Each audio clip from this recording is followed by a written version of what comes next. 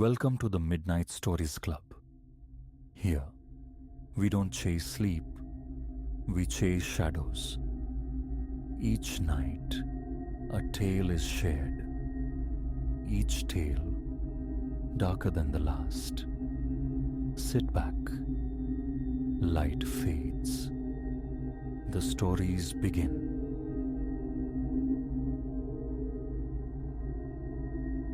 That initial night remains etched, crystalline in my memory.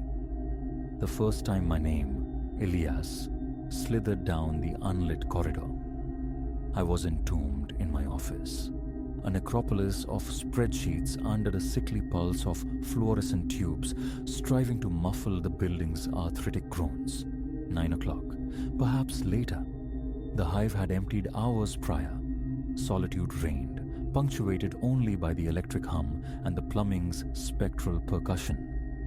Then, Elias, a whisper, corroded and tinny, seeming to emanate from just beyond my doorframe. Every muscle fiber went taut, a galvanic shock jolting through my sternum.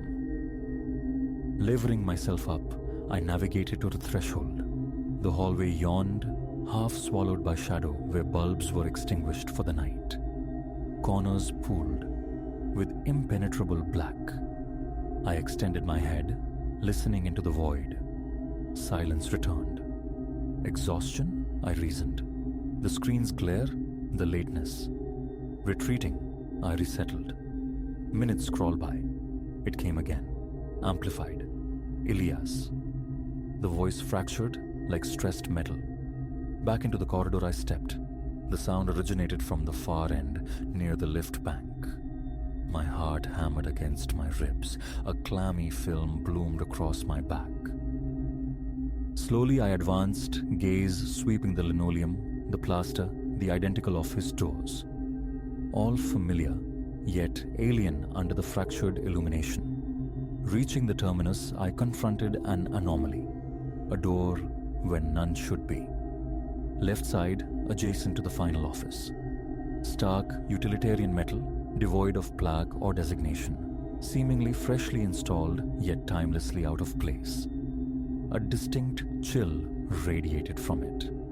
My internal blueprint of this floor screamed impossibility.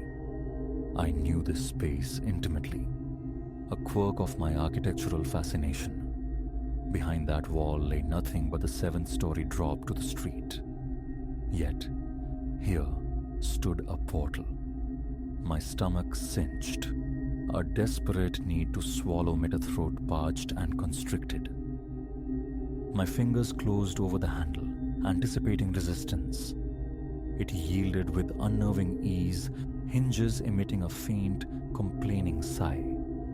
Pushing it inward, a mere handbreadth unleashed a surge of glacial air against my face. Beyond, only blackness greeted me, an absence so profound it seemed to devour dimension. No hint of furniture, no discernible walls. It felt like peering into the maw of some cavernous warehouse, yet the building's structure denied such volume. The air hung thick, stale, untouched by circulation for an age. Hesitation rooted me. A shiver traced my spine's vulnerable length.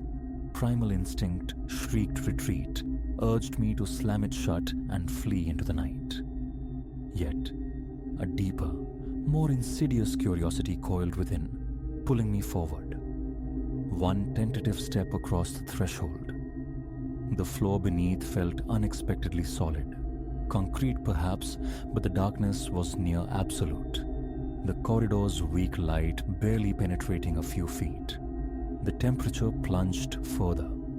A peculiar pressure clamped down on my eardrums, the sensation of a hermetically sealed chamber. My pulse became a frantic drumbeat. Another step. Elias.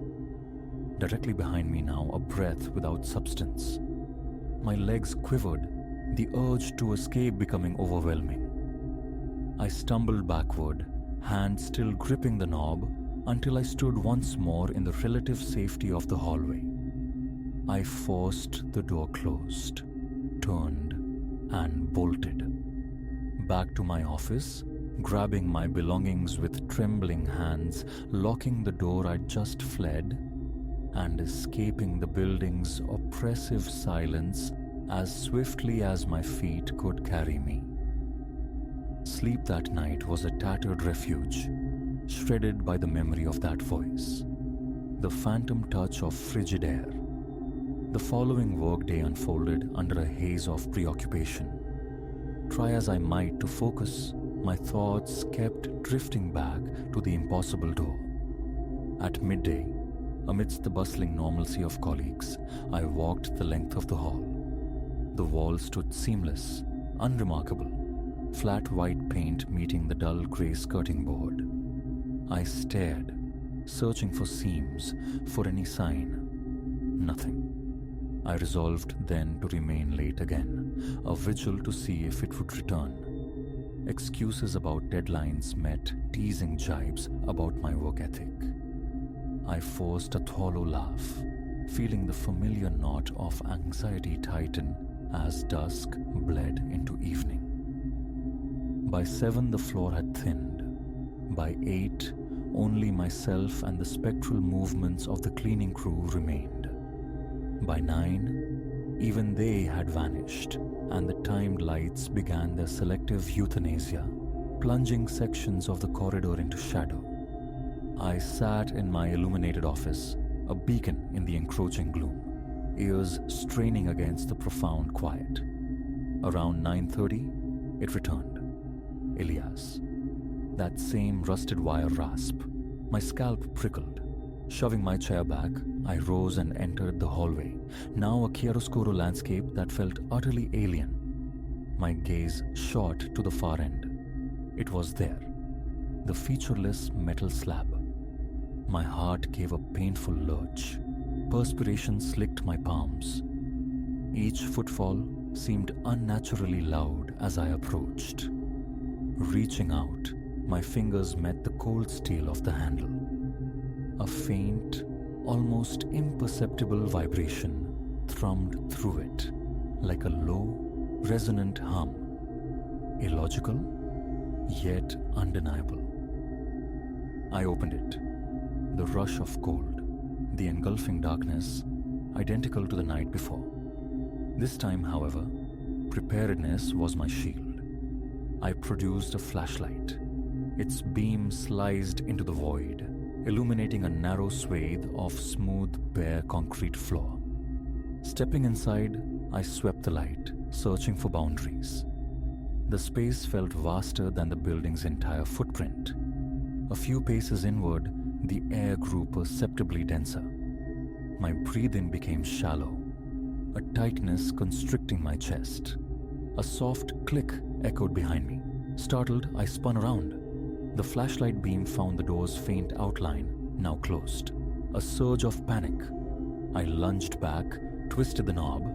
It opened without resistance. Relief washed over me, potent and weakening. Not trapped. Glancing back into the Stygian expanse, my name echoed once more. Elias. Seemingly closer this time. A frantic flutter in my chest. What was I doing? An experiment formed. I exited, closed the door firmly, returned to my office sanctuary. After several minutes of forced calm, I ventured back. Predictably, the door remained. I repeated this ritual multiple times. Open, shine the light into the waiting emptiness, hear the distant, grating whisper. Close. Retreat. Attempt to quell the rising panic. The voice only ever manifested from within that impossible space. Each utterance tightened my throat, accelerated my pulse. My sanity became a flickering candle in a gale. Could it be an elaborate prank? A hidden speaker? A confederate? But the room itself defied physics. 7th floor. Exterior wall. Nothingness should lie beyond. A sheer drop. Yet I was stepping into something vast and enclosed. It made no rational sense. Over subsequent nights, the door became a siren call. Understanding morphed into compulsion. I initiated further tests. A chalk mark on the wall during daylight hours vanished by nightfall, when the door reappeared in its precise location. Attempting to wedge it open proved futile. Each time I returned after looking away, the door stood resolutely shut, though I never witnessed the act of closing. One evening, I positioned my phone on a nearby filing cabinet, recording the vacant stretch of wall. Hiding in my darkened office, I waited. 9:30 arrived, and with it, the call. Elias. I hurried out, retrieved my phone. The corridor was dim. The door stood sentinel. Stopping the recording, I played it back. The video showed the empty, still hallway. Then, precisely correlating with the time I'd heard the voice, the image dissolved into static for a single frame. When it cleared, the door was simply there. No transition, no gradual appearance. Blank wall, then solid metal door, instantaneous. Witnessing this, my hands began to shake uncontrollably, my breath coming in ragged gasps. This wasn't hallucination. It was real. Terrifyingly real. The next step felt inevitable. Enter with the camera rolling. That night, armed with flashlight and phone, I pushed through the cold barrier again. I kept the lens aimed low, capturing the concrete path carved by my light. The air felt heavier than ever, a palpable weight. My temples throbbed.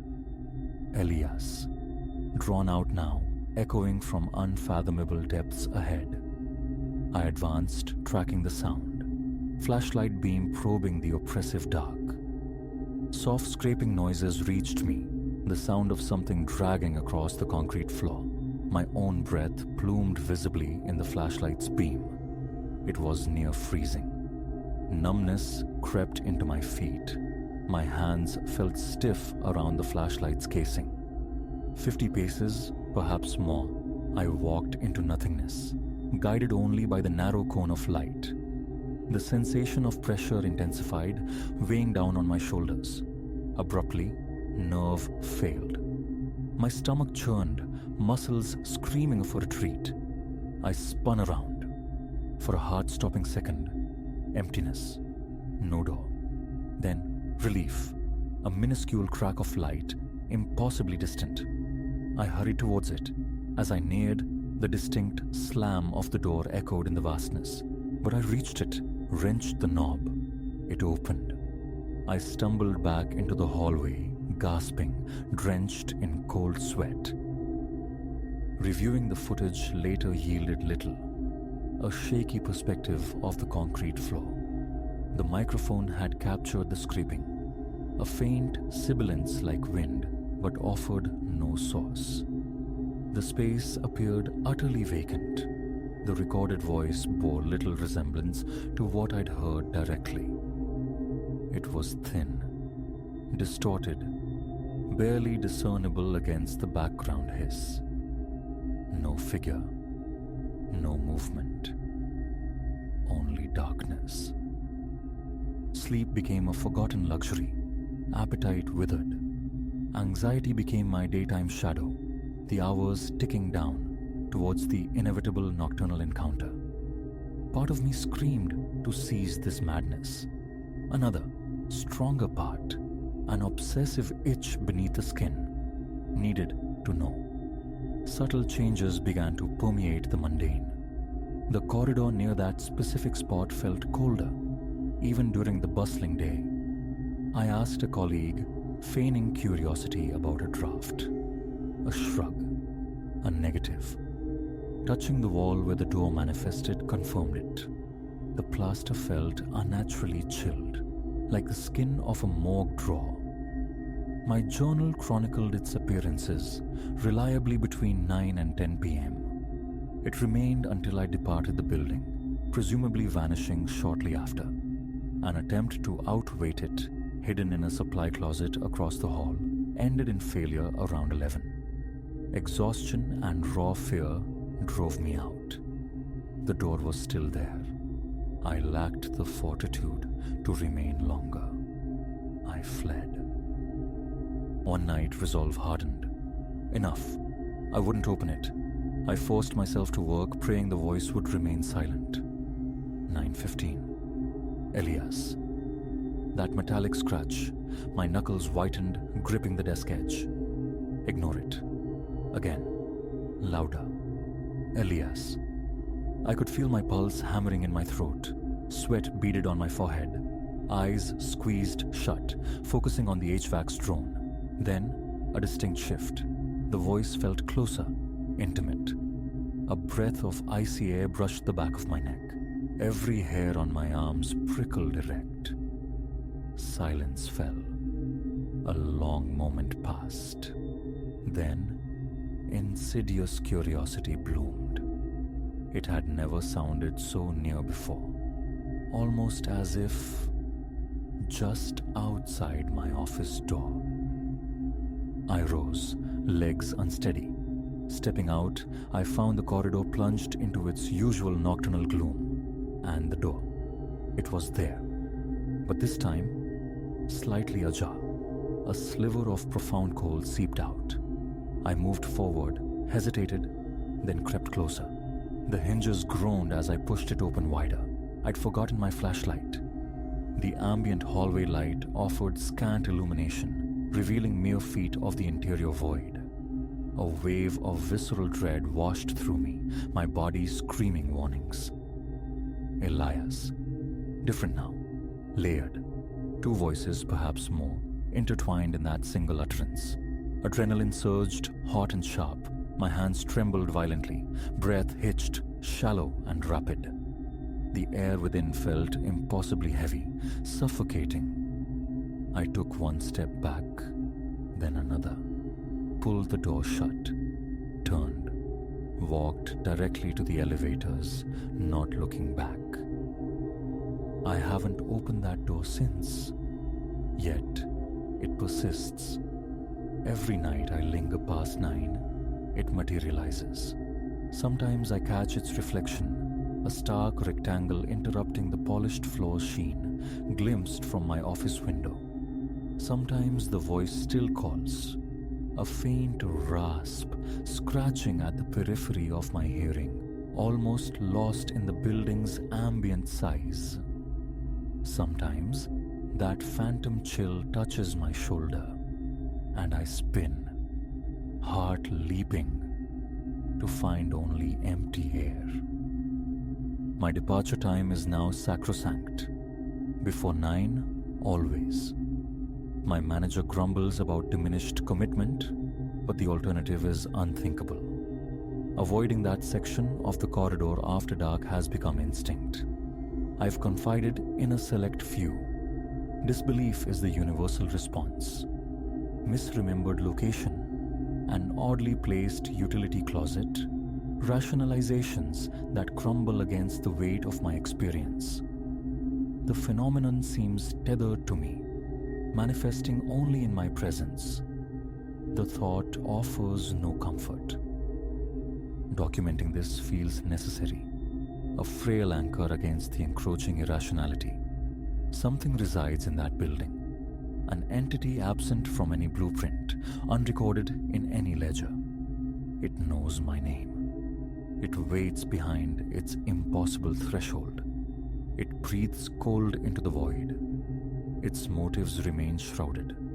I have no intention of seeking clarification. For now, survival lies in punctuality.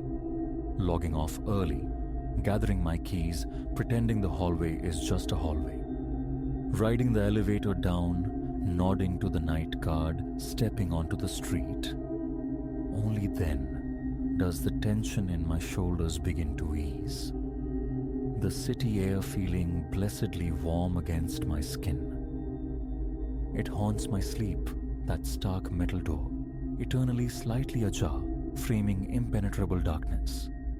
I wake gasping, heart pounding, staring at the mundane reality of my apartment clock. 3 a.m. Safe. until the dread returns with the knowledge that morning means returning. To the same corridors, the same offices, the same stretch of blank wall that might cease to be blank when the lights dim. This narrative has no neat conclusion. It unfolds nightly. The door reappears, the voice whispers. I resist. I will not enter that space again. It feels fundamentally wrong, a pocket of cold, suffocating otherness stitched into the fabric of the familiar. The mere thought of crossing that threshold sends tremors of fear through me. So I adapt. I leave. I pretend. I feel the cool air follow me down in the elevator. A persistent, chilling draft. I don't know how this resolves. Perhaps it never does. Perhaps I carry it now. But if you ever find yourself working late, swallowed by the silence of an old building, and hear your name whispered from the shadows in a voice that scrapes like rust on steel, do yourself a profound kindness. Lock your door. Go home. Erase the sound from your memory. Because some doors, once opened, redefine the boundaries of your world forever, and the cold seeps in.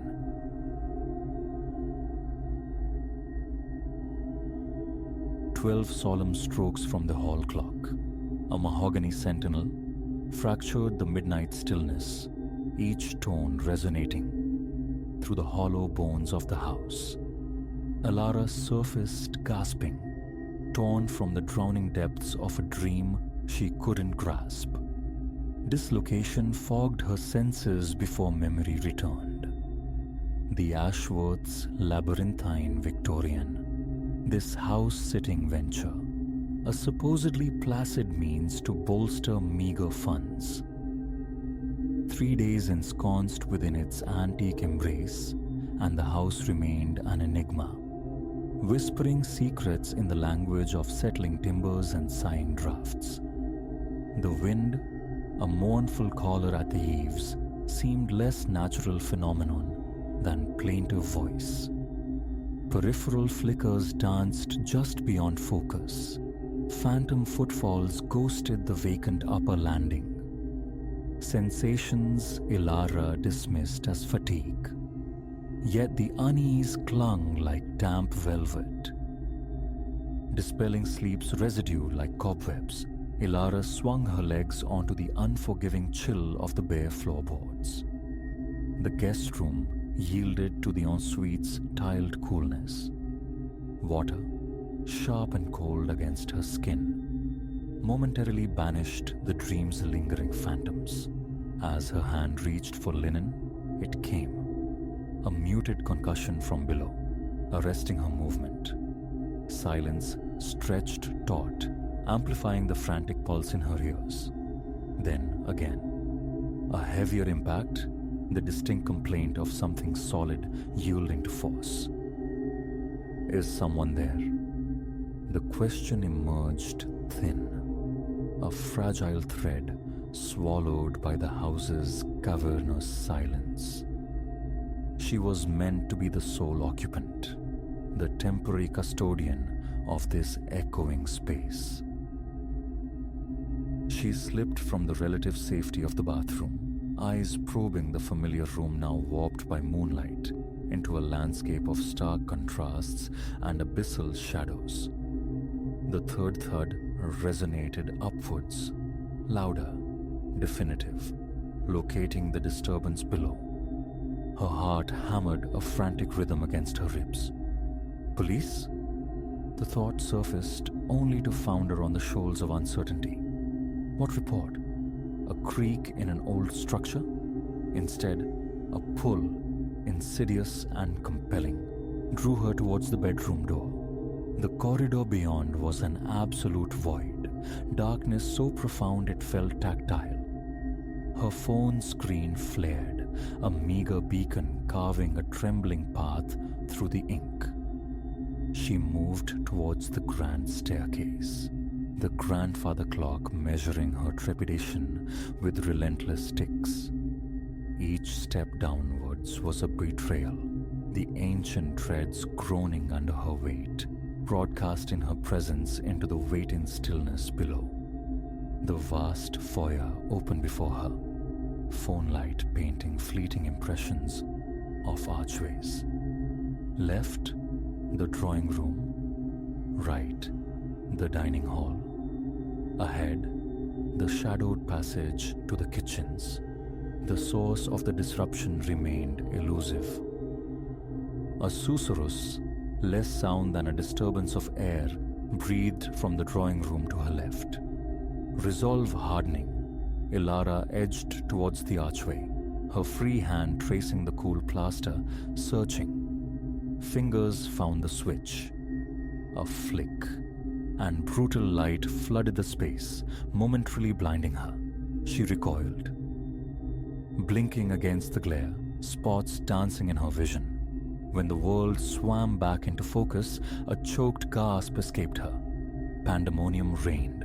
Chairs lay violated, tables upended. The room's curated contents, books, porcelain figures, ornaments, flung about with violent abandon. And presiding over the wreckage, emptiness. Yet, Ilara felt a chilling certainty in that fractured instant between darkness and searing light. Something Azza had been there. A presence, tall and ill-defined, less form than a coagulation of shadow. Now, only the disarray remained. "Is anyone present?"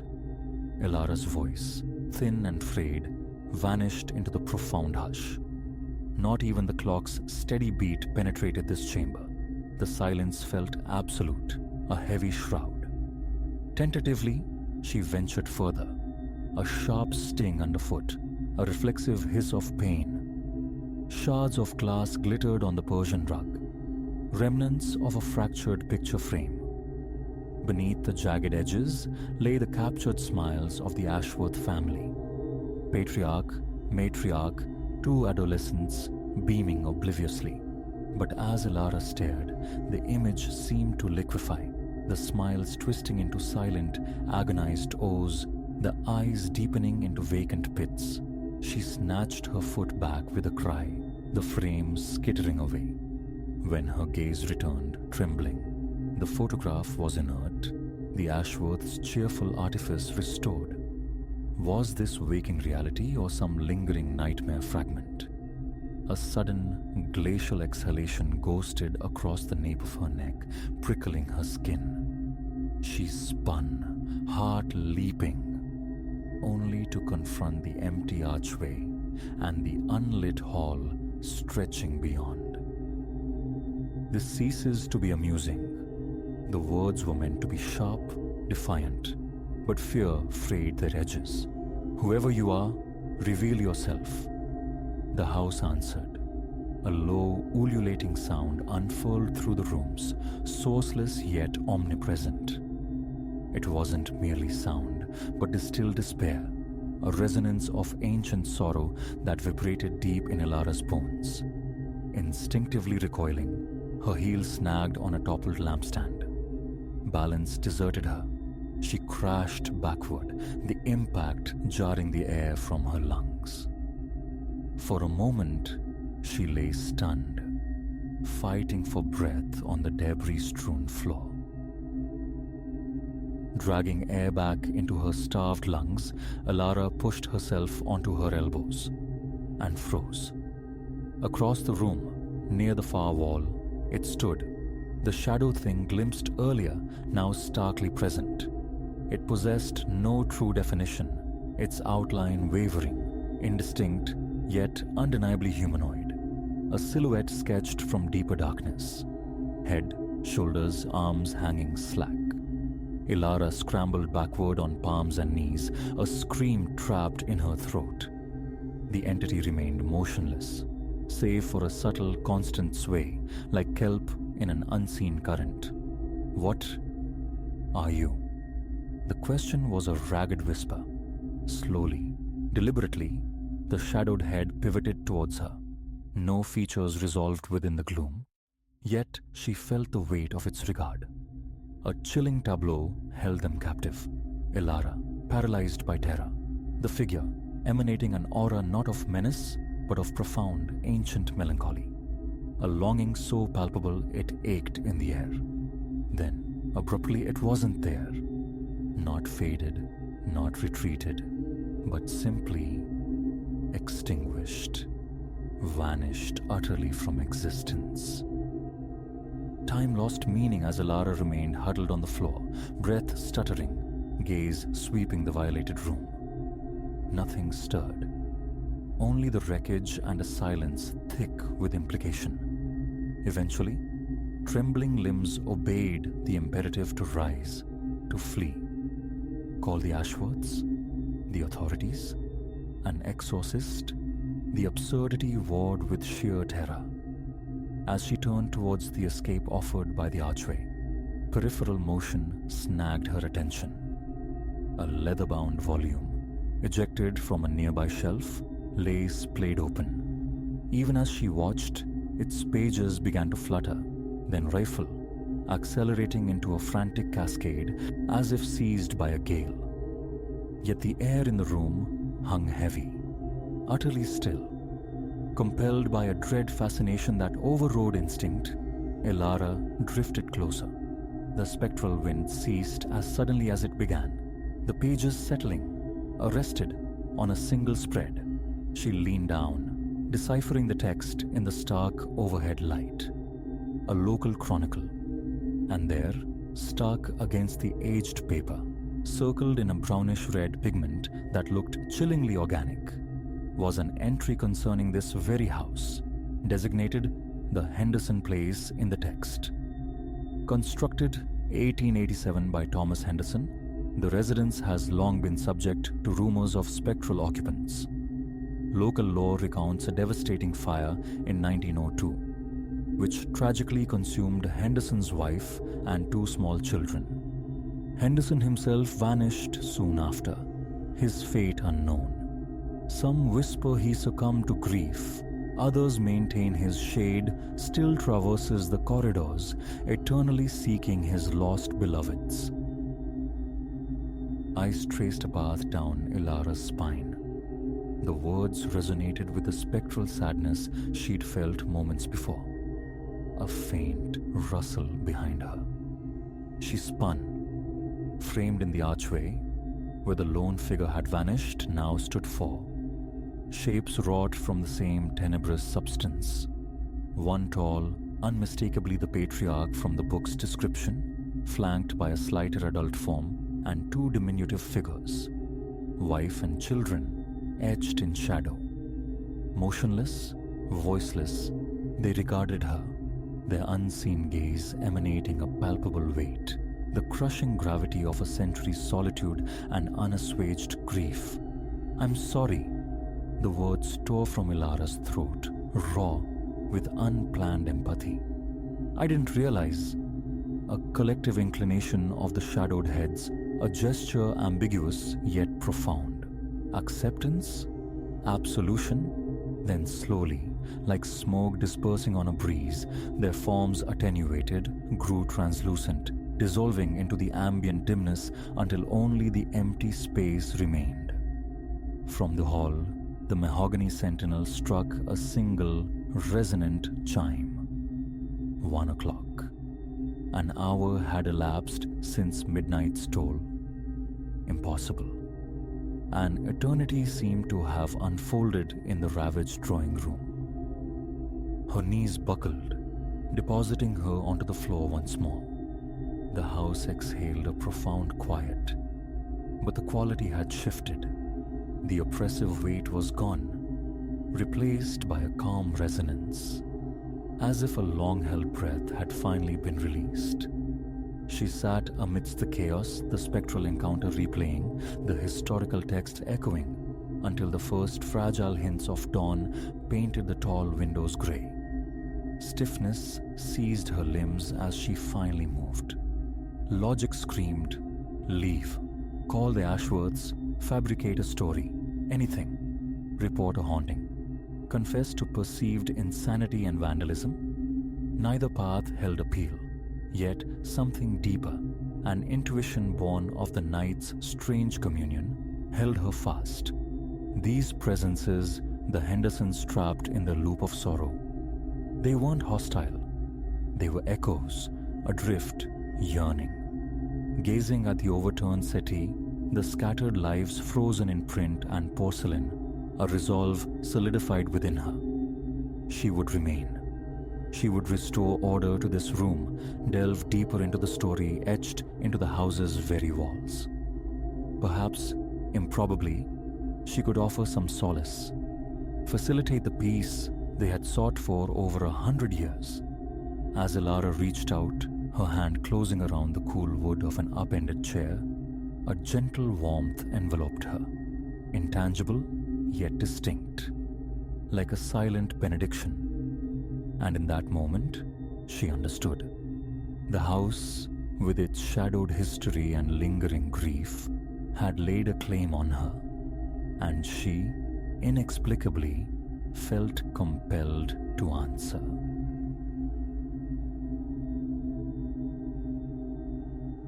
It was the susurrations that first registered precisely at 3:42 in the afternoon, a Tuesday steeped in stale air and sorrow. My phone confirmed the moment, a reflexive glance as the sounds began their insidious creep from the basement's furthest reach, coiled behind the hulking, ancient water heater. 6 hours I'd spent excavating the detritus of a life, my father's, gone 3 weeks now. The house, thick with memories and dust, awaited its sale next month, demanding this final purgation. This subterranean level, the last frontier, hadn't felt my mother's presence since her stroke half a decade prior.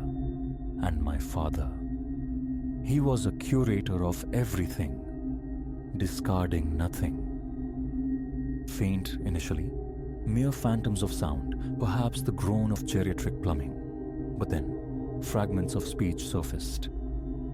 Interval, not yet, and must abide. Muffled, clandestine, as if filtered through masonry, yet only solid concrete formed that corner's backstop. Sweat glued my shirt to my spine. The basement atmosphere pressed in, heavy and unmoving. I rose from a carton spilling forth ghosts of Christmases past, drawn towards the shadowed recess. A solitary bare bulb wept weak, jaundiced light that faltered before reaching the source.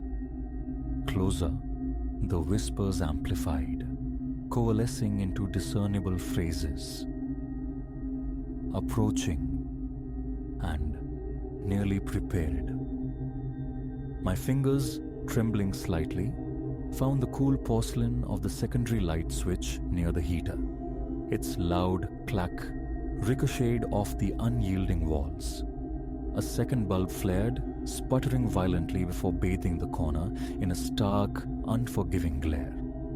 Void, utterly void, save for the intricate lacework of cobwebs and the desiccated husks of long-dead insects. Yet the voices persisted. He has arrived. Clear, resonant, a man's voice, unnervingly calm, spoken as if from my very shoulder. Yes, at long last, countered a woman, her tone taut with urgency. I pivoted sharply. The basement unfurled around me, empty. Boxes marshaled against the damp walls, spectral furniture shrouded in sheets, my father's workbench blanketed in time's grey sediment. No one. A frantic pulse hammered against my ribs. Moisture beaded on my temples. From my pocket, I snatched my phone, thumbing the camera app to life, initiating a recording. Is anyone present? My voice fractured. Our wait-in has been profound, the man's voice emanated, impossibly, from the space I occupied. 37 years. The woman's overlapped, a chilling harmony. The ambient temperature plummeted. My breath ghosted, unseen, before me. The phone screen displayed only the vacant corner. Retreating, I kept the lens aimed. Who are you? What is it you seek? You know us, Leo. The woman's voice softened intimately. You conversed with us when you were small. My legs turned traitor, threatening to buckle. Only family called me Leo, a name I'd shed around age 10, the precise year my solo descents into this subterranean world ceased abruptly. Inconceivable. I continued my backward shuffle until my spine met the unyielding rise of the stairs. You aren't real. This is not transpiring. Our reality is constant, as it always has been. The man's voice seemed to drift closer now. We observed your ascent through the very floorboards. We perceived your first tentative steps, your earliest utterances, the night your arm fractured, your weeping that persisted till dawn. Vertigo spun the room, dark constellations blooming at my vision's edge. That night surfaced, 6 years old, fallen from bed, stifling sobs to avoid waking my parents. Convinced gentle murmurs from below assured me of eventual solace. Desist! I pressed harder against the wooden stair risers. Simply cease. You are obliged to aid us, Leo. The woman's voice fractured, laden with an ancient sorrow. Rest eludes us until the truth finds a voice. What truth? The question escaped before conscious thought could intervene. Concerning the events preceding your parents' acquisition of this place, the man's tone acquired a harder edge. Concerning what lies interred beneath this very floor. My phone slipped from my quivering grasp, clattering onto the concrete. The screen spider-webbed, but stubbornly continued its recording. Nothing is beneath the floor. I knew this basement's every contour. Its solid aggregate. My father had it inspected when they purchased. But the inspection lacked depth, didn't it? You recall, though, the dreams that haunted you? The screaming. I did recall. Night terrors that stalked my elementary school years. Figures screaming behind unseen barriers, desperate pleas for salvation. A child psychologist diagnosed an overstimulated imagination. Anxiety tethered to my grandfather's recent passing. Childhood phantasms, mere dreams. Were they? The woman's voice materialized behind me now. Why did your solitary visits cease? Why did you implore your parents to relocate your bedroom far across the house, distant from the space directly above this corner? My legs surrendered completely. I landed heavily on the bottom step, tears tracing hot paths down my face. This isn't real. Fatigue. I've been down here too long. The dust, the strain. Leopold Arthur Finch. The man's voice sliced through my fraying rationalizations. We require your assistance. Our patience has reached its limit. That's when the fissure caught my eye. A slender dark vein marring the concrete exactly where the voices held their greatest resonance. It hadn't been there moments ago. My phone, miraculously, still recorded. Crawling. I retrieved it, focusing the lens on the imperfection. Through the screen, I watched it widen, lengthen. A dark, viscous fluid began to ooze forth. Then the stench struck. Decay. Profound and ancient rot. I gagged. Examine more closely. Both voices intoned, a unified chorus now. Witness what they sought to conceal. The fissure gaped, becoming a chasm. Something pallid gleamed within the dark effluence. Trembling violently, I zoomed the camera. Bone. An unmistakable human finger bone. Scrambling backward, ascending the stairs, crab-like, I kept filming. The cracks radiated outwards like shattering ice, exposing more osseous fragments. A hand articulated, the curve of an arm. December 12th, 1982. The man's voice swelled. The date they extinguished us, when they entombed us beneath rapid-setting concrete and conveyed the property 2 months hence to a pleasant young couple anticipating their firstborn. My parents. They had purchased the house in February 1983, 2 months before my arrival. The authorities never located us. The woman's voice trembled. Our families remained ignorant of our fate.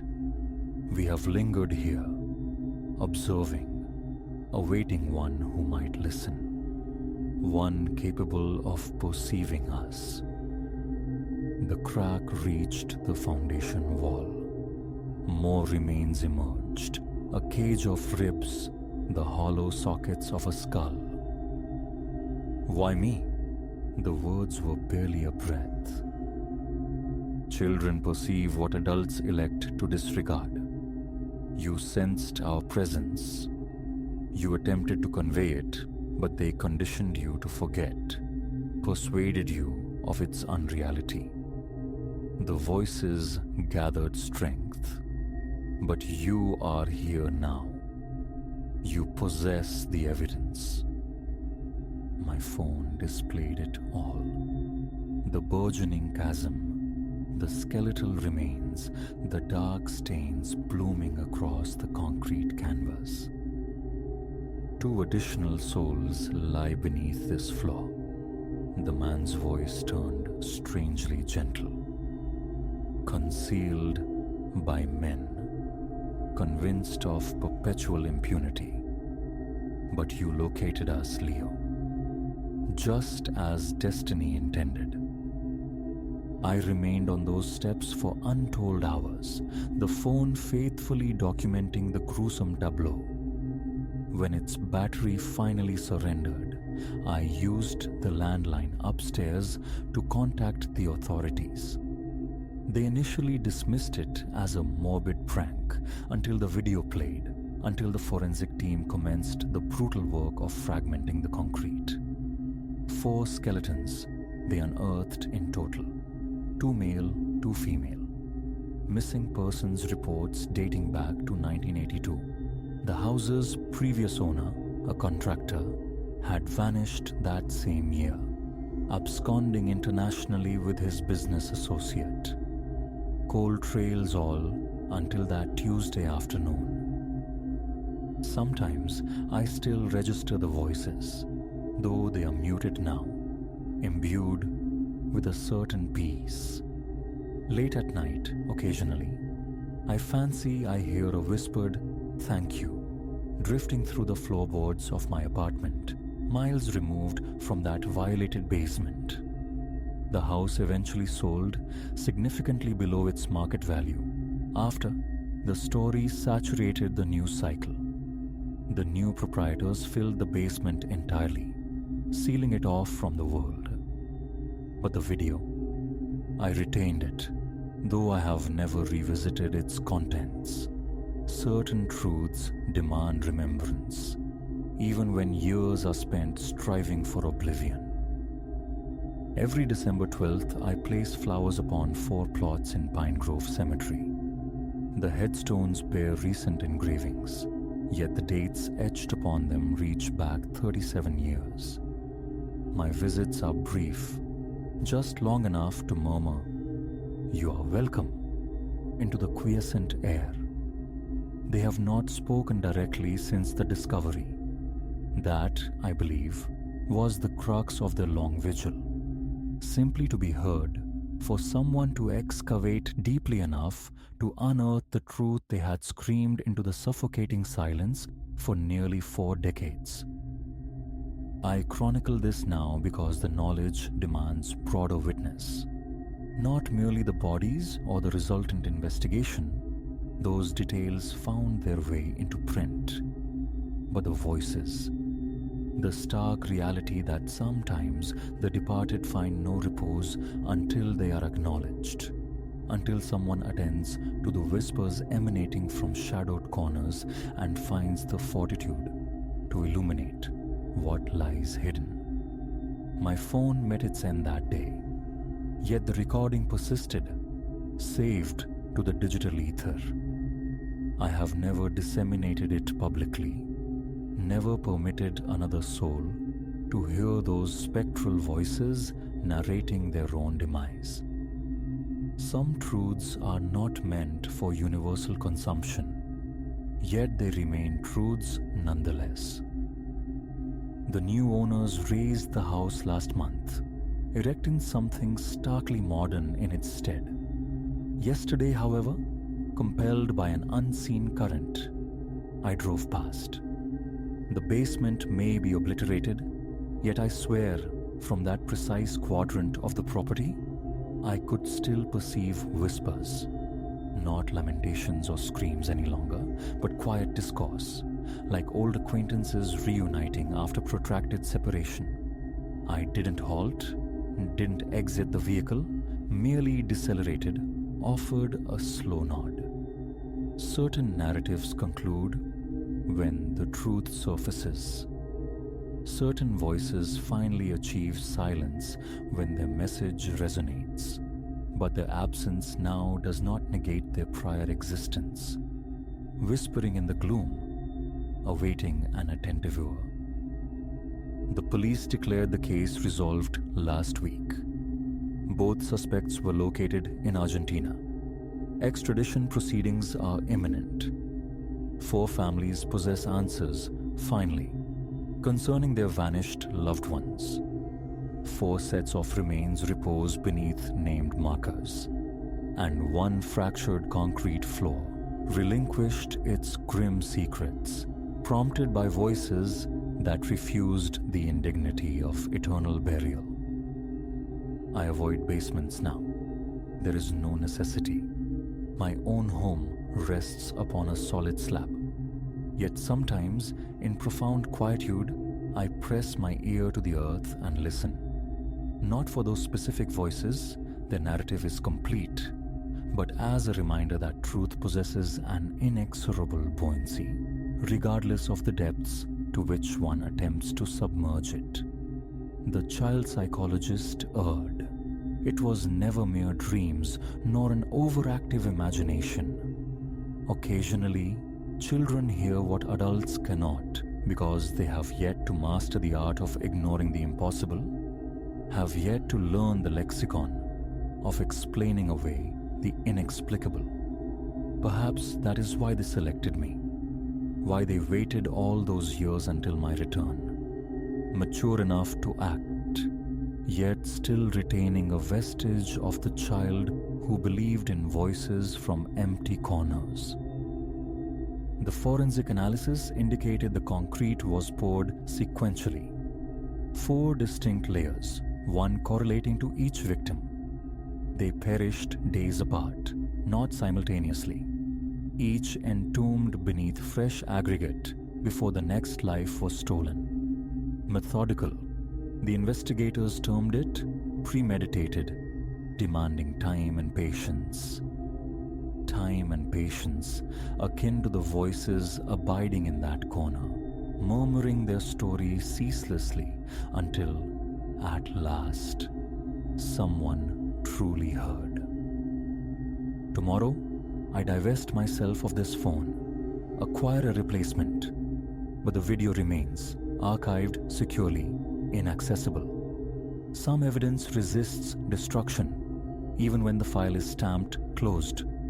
Some voices merit preservation, even after achieving their final, hard-won silence. The night terrors have ceased. No more screaming behind walls, No more spectral voices invoking my childhood name in the darkness. Nevertheless, I keep a nightlight burning. Ingrained habits resist easy exorcism, and some corners, undeniably, deserve to remain illuminated. I wonder sometimes if other basements exist, harboring other voices awaiting audience, other truths striving to penetrate layers of concrete and time. But that is not my narrative to unravel. I have recounted the only one I know, the one I was destined to perceive, the one that commenced with whispers in a shadowed corner and culminated with 4 souls finally navigating their way home.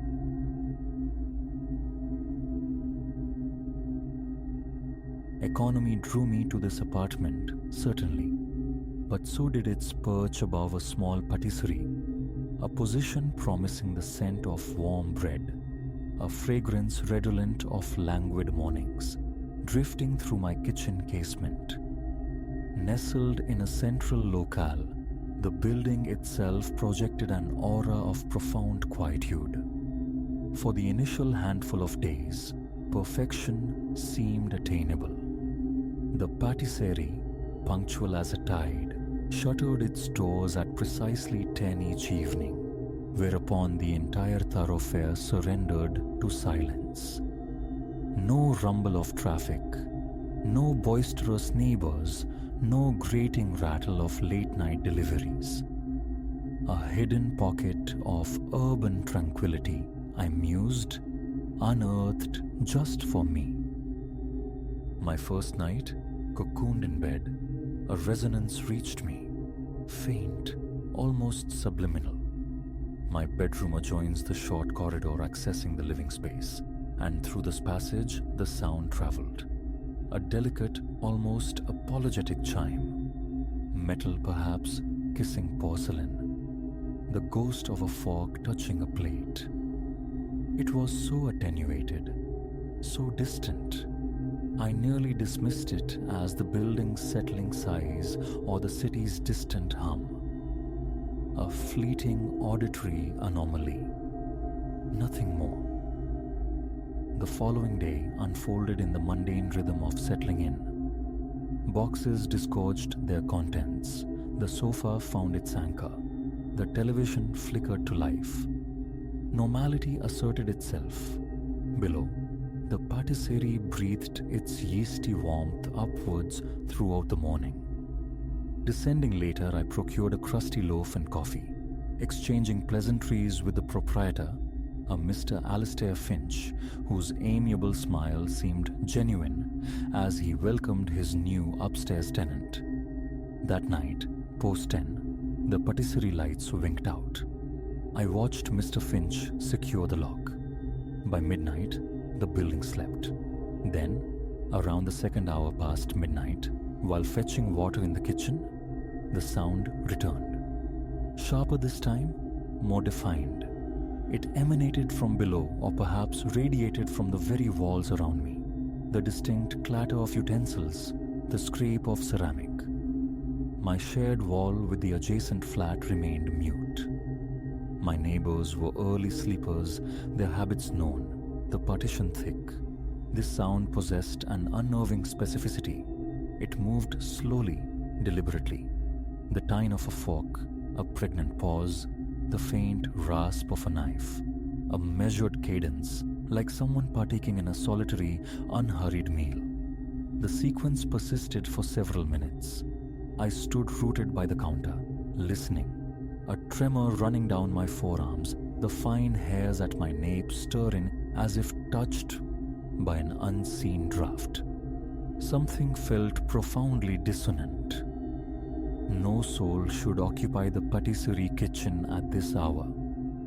The staff I'd observed departed before 11. Sleep proved elusive, my mind replaying the delicate percussion. Though disbelief in the spectral is my default, rational explanations scattered like startled birds. Morning arrived, and with it, another visit downstairs for coffee. Casually, I inquired of Mr. Finch if anyone lingered late the previous night. A furrow creased his brow. No, he assured me. The staff adhered strictly to schedule. The kitchen remained secured. I resolved to let it lie. Old buildings harbor strange acoustics. Pipes sing peculiar songs. Footsteps echo erratically between floors. Overthinking served no purpose. Yet, for the ensuing week, the pattern held immutable. 10 o'clock. The patisserie extinguished its lights. Silence reigned until the deep hours, typically between 2 and 3. Then, inevitably, the muted clatter commenced. Silverware conversing with crockery. Not loud, never jarring, but undeniably present. One night, I pressed my ear against my apartment door. The corridor beyond was tomb silent.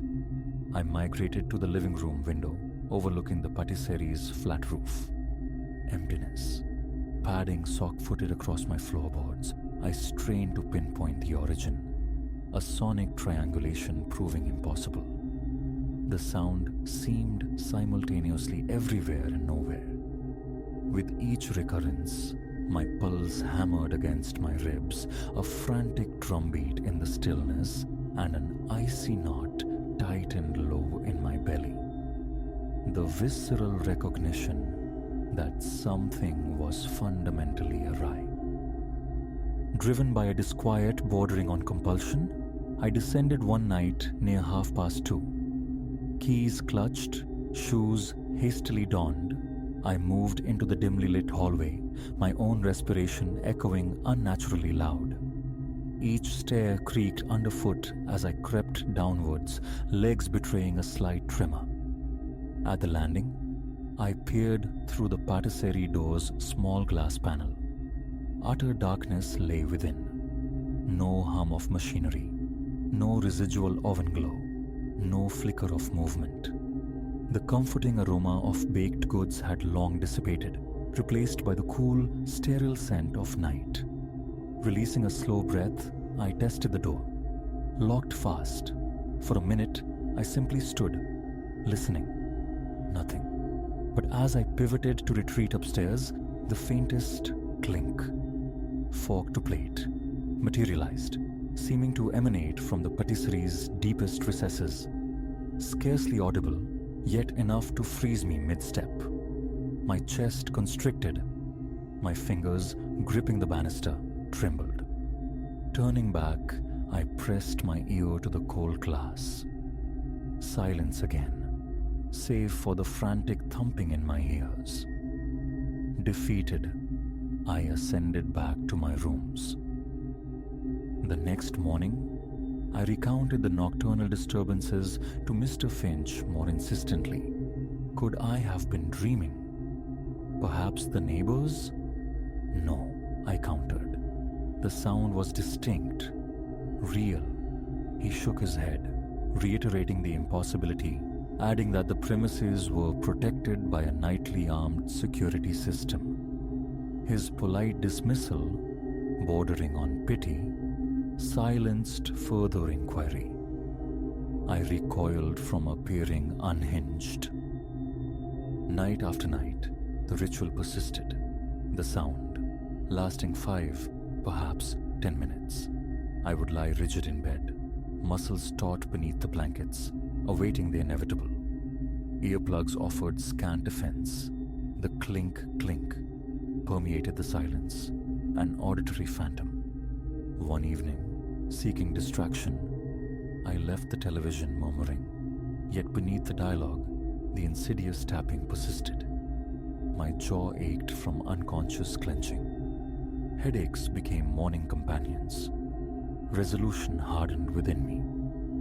Before closing time one day, I approached a young baker. Had he ever noticed anything unusual after hours? He regarded me with blank incomprehension. Once clocked out, he explained, he never returned until dawn. Perhaps, he suggested hesitantly, consult the landlord. I hesitated, but penned a note to Mr. Henderson, whose office occupied a small ground floor unit, but who remained perpetually elusive. My mention of strange sounds went unanswered. That night, I adopted a more methodical vigil, all lights extinguished save a single lamp casting long shadows in the living room. I sat sentinel on the sofa, notepad poised. The television remained dark. At 1:55 a.m., it began. The gentle, rhythmic discourse of dishes. Scrape, pause, scrape. Then 2 or 3 distinct taps. It resonated directly beneath my feet, as if occurring just inches below the floorboards. My heart rate surged, my palms grew damp, my arms cold. Motionless, I listened for the full duration, roughly 5 minutes.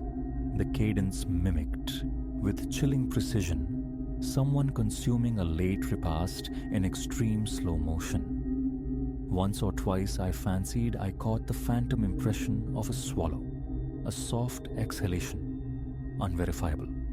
The hairs on my forearms prickled. I dutifully recorded the time, 1:55 to 2:03. Then, abrupt silence. Rising stealthily, I eased my door open and stepped into the dusty-smelling corridor. The old building seemed to absorb my presence. Reaching the stairwell, floorboards groaning beneath me, my throat tightened. Leaning over the railing, I peered into the Stygian darkness below. Stillness. Nothing. My heart hammered, a painful pressure in my chest.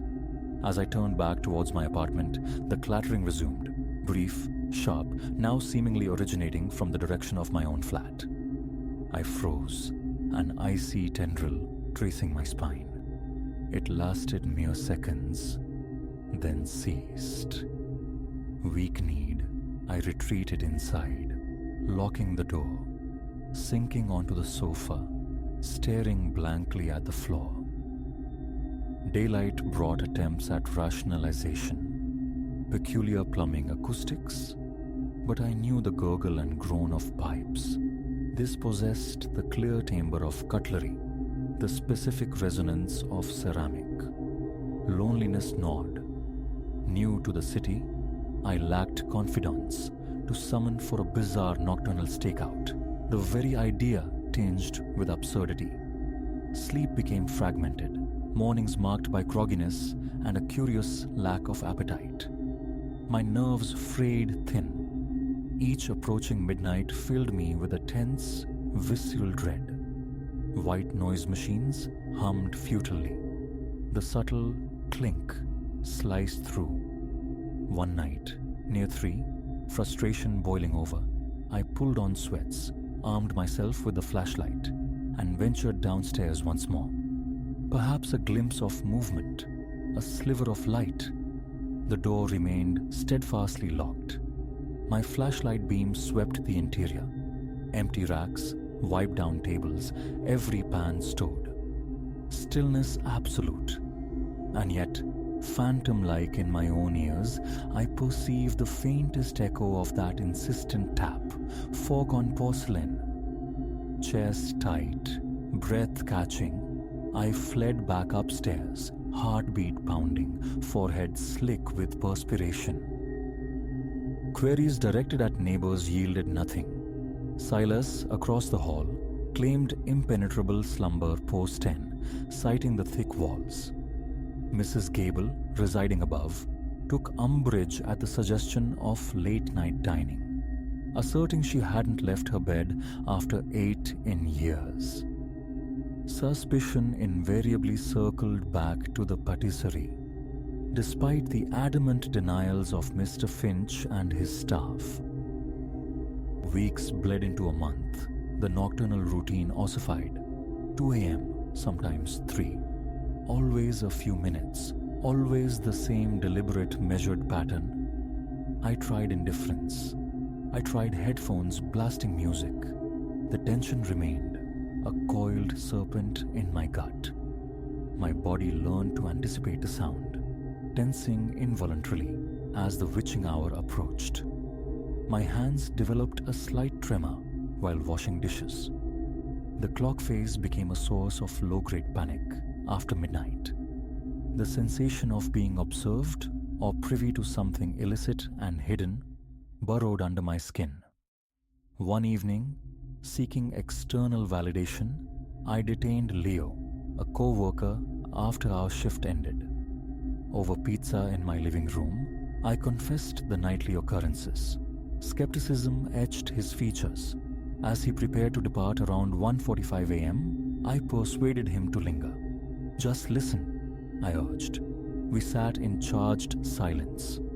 At precisely 2:00 a.m., the clinking commenced. Leo froze, his eyes widening in the dim light. "That," he whispered, voice taut, "is definitely metal on ceramic." He rose, tiptoed to the window, peered out fruitlessly. Our eyes met across the room. We spoke little, simply absorbed the uncanny rhythm. When it ceased minutes later, he exhaled slowly. "Mate, that's unsettling." He departed soon after, visibly perturbed. A grim satisfaction settled over me. I wasn't hallucinating. The source remains elusive. My efforts have proven futile. Mr. Henderson, the landlord, grudgingly inspected the patisseria's ventilation and aging appliances, pronouncing everything normal and refusing further investigation costs. A plumber found no anomalies in the pipework.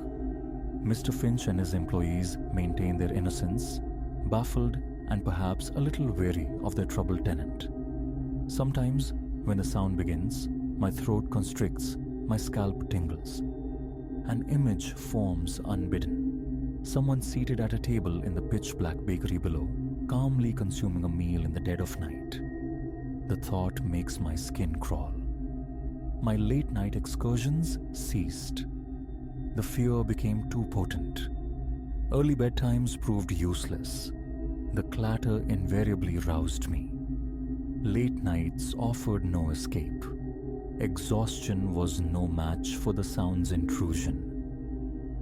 Each dawn, sunlight streams in, carrying the comforting, incongruous scent of baking bread. The patisserie opens at 6, drawing early risers.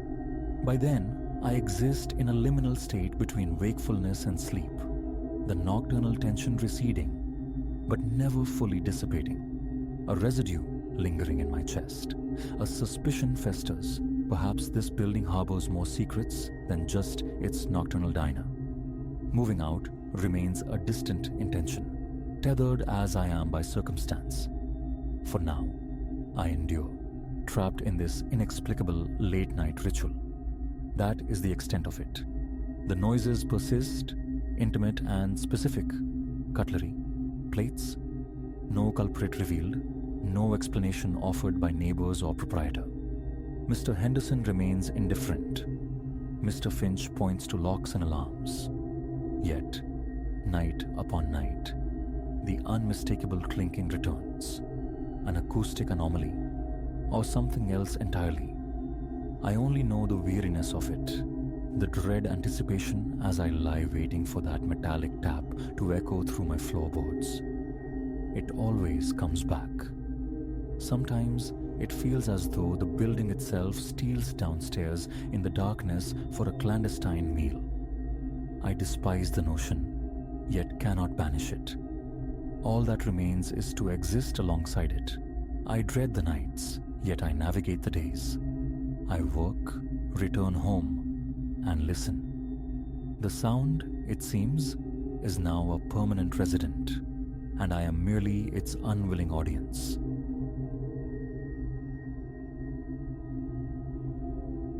The camera shutter sighed, sealing the instant within its digital heart.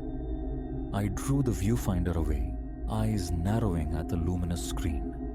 And there it was, a smear against the sylvan backdrop, something vast weaving between the ancient trees. A tremor ran through me as I magnified the image. Pixels coalesced, resolving into a silhouette that mocked understanding. In that breath, I felt the axis of my world tilt irrevocably. My name is Elias Vance. Until that shuddering moment, I was simply a man chasing light and shadow through the wild, a chronicler of elusive lives. 32 years spent honing my craft, earning a quiet nod for images wrested from the hidden corners of North America. The spectral glide of Yellowstone wolves, the coiled tension of mountain lions in the Rockies' embrace, the brute majesty of Alaskan bears. Yet nothing in that accumulated experience, no hard-won patience or wilderness lore, had forged me for the enigma breathing in the deep woods of the Pacific Northwest. It began 3 days prior. Whispers had reached me, fragmented tales of wolf packs exhibiting unnatural size, haunting this specific tract of wilderness. Such rumors were the siren song for my kind, promising the definitive image, the shot that elevates a name from respectable to renowned. I plunged deep, leaving trails and traces of humanity far behind, burdened with enough gear to sustain a solitary week. The initial brace of days yielded only frustration, a canvas of near misses, the calligraphy of tracks in mud, the stark evidence of scat, the poignant ruin of a deer carcass. But no wolves materialized. As the third day bled into twilight, a familiar resignation began to cool my ambition. Perhaps this venture was destined for the archive of failures. Then the howl tore through the stillness. It reverberated, a primal sound echoing off bark and stone, yet threaded with something unsettlingly familiar, too resonant, too human. A shiver traced my spine, but the hunter's thrill eclipsed the nascent dread. Camera clutched tight, I moved towards the cry, a ghost navigating the dense understory. The forest seemed to warp as I advanced. Trees swelled, gnarled patriarchs draped in moss, their limbs contorting in postures that felt less random than intentional. The undergrowth thickened, sprouting flora alien to my field guides. A profound quiet descended, heavy and expectant, punctuated only by the brittle snap of twigs beneath my boots. Ahead, a clearing materialized, suffused with the molten gold of the sinking sun. And there, poised at its farthest edge, stood a colossal silhouette, dark against the light. My pulse hammered. A wolf? Impossibly large, surely. Yet perhaps perspective played tricks. Instinctively, I raised the camera, the telephoto lens extending like a probe into the unknown. Through the glass, the form sharpened. Cloaked in umbral fur, yes, but the proportions were utterly wrong. It stood erect, balanced on two powerful legs, its back to me. 7 feet tall? 8. My finger hovered, a synapse away from action. What apparition was this? A bear, perhaps, startled upright? The thought dissolved even as it formed. The shape was too lean, too anthropomorphic, the posture too deliberate. Before doubt could paralyze me, I depressed the shutter. The mechanism's click echoed, obscenely loud in the cathedral quiet. The creature's head swiveled. I found myself ensnared by eyes that were categorically not animal. They burned with a lucidity, an ancient knowing that sent glacial cold flooding my veins. For an eternity compressed into heartbeats, we held that gaze. Predator and prey reversed, observer and observed locked in mutual assessment. Then it simply wasn't there, melting into the umbra between trees with a fluidity that defied its immense frame. I remained rooted, camera dangling like a useless weight. What fever dream had I witnessed? My thoughts scrambled, grasping at straws. Sasquatch, cryptid, some elaborate deception. Trembling fingers navigated the camera's menu. The image bloomed on the screen. The immense, furred biped, its face angled towards me. Hazy, yes, blurred by low light and sudden motion, but distinct enough. This was no bear, no known primate. This was other. The magnitude of the capture washed over me, a dizzying cocktail of exhilaration and primal fear. The photograph of the century, my name etched into history, yet a quiet, insistent voice whispered from the shadowed corners of my mind. Creatures remain undiscovered for reasons, sometimes terrible ones. Sleep offered no refuge that night, my subconscious haunted by luminous eyes and fleeting, giant forms. Dawn's first grey light found me awake, scrutinizing the photo anew. Daylight, harsh and rational, bred doubt. Had fatigue conjured phantoms? Had I misinterpreted a mundane animal through the lens of expectation? But the image persisted. Digital, undeniable. Proof. Camp struck with newfound purpose, I had to find it again. Clearer images, perhaps moving footage, the world deserved to know. I fell back on years of tracking skill, reading the forest floor. But this quarry was unlike any wolf or bear. The signs were subtle, almost ephemeral. A high branch bent unnaturally, a footprint vast and solitary in damp earth, and persistently, unsettlingly, the palpable sensation of being watched, studied. As the hours bled away, the woods deepened, grew claustrophobic. Sunlight struggled through the dense canopy, woven by interlocking branches overhead. My GPS sputtered, displaying coordinates that placed me leagues from my intended path, in terrain unrepresented on any map I carried. Just as retreat began to seem the only sane option, I heard it again. That profound, near-human howl. Closer now, much closer. My heart became a frantic drum against my ribs as I pressed forward, camera poised.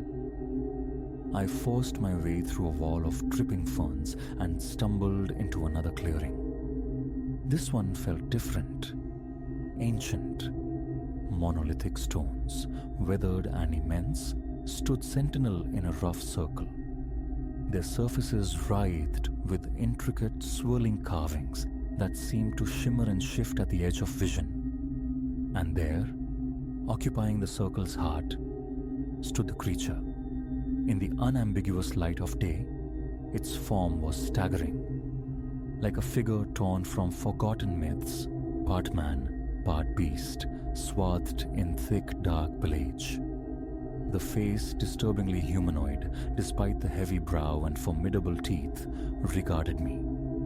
Those intelligent eyes held mine, and a shock of recognition jolted through me. It knew me. It had been waiting. The camera hung inert at my hip. Fear should have sent me fleeing, instinct screaming retreat. Yet, an inexplicable calm held me fast. An aura of immense antiquity emanated from the being, a sense of wisdom far exceeding human ken. It lifted a hand, undeniably a hand, long-fingered, opposable-thumbed, and gestured towards my camera. The meaning was unmistakable. It wished its portrait taken. My own hands shook as I raised the instrument, framing the impossible, and I began to shoot. The creature posed, turning with deliberate grace, offering different angles, a subject collaborating in its own documentation, the most surreal photo shoot imaginable. When I finally lowered the camera, the being offered a slow nod, an expression of apparent satisfaction. Then it began to ripple, its form blurred, like heat haze rising from asphalt. and abruptly, impossibly, I was staring at myself. A perfect duplicate, down to the streaks of mud on my boots, the fresh scratch on my left hand from a thorny passage. I staggered backward, reality fragmenting. My doppelganger smiled, but the expression was alien on my own features.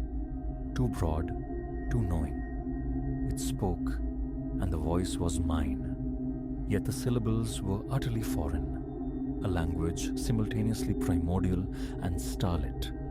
As the strange words resonated, the symbols etched into the monoliths pulsed with sympathetic light. Vertigo seized me. The clearing spun, trees dissolving into a vortex of green. I felt consciousness abandon me, a fall into darkness without impact. I awoke with a gasp, head throbbing, back in the familiar confines of my tent. My camera lay beside me. A dream? Hallucination? It felt terrifyingly vivid. Then I checked the memory card. The photos were there. The first blurry image from the twilight encounter, and the sequence from the stone circle. Sharp, clear, impossible. As I scrolled through them, eyes formed in my gut. In every frame where the creature faced the lens directly, the face staring back was mine. Not merely similar, identical. My face down to the faint crescent scar beneath my chin. A relic of a childhood tumble. What abyss had I skirted? What power resided in that stone circle, those unsettling glyphs?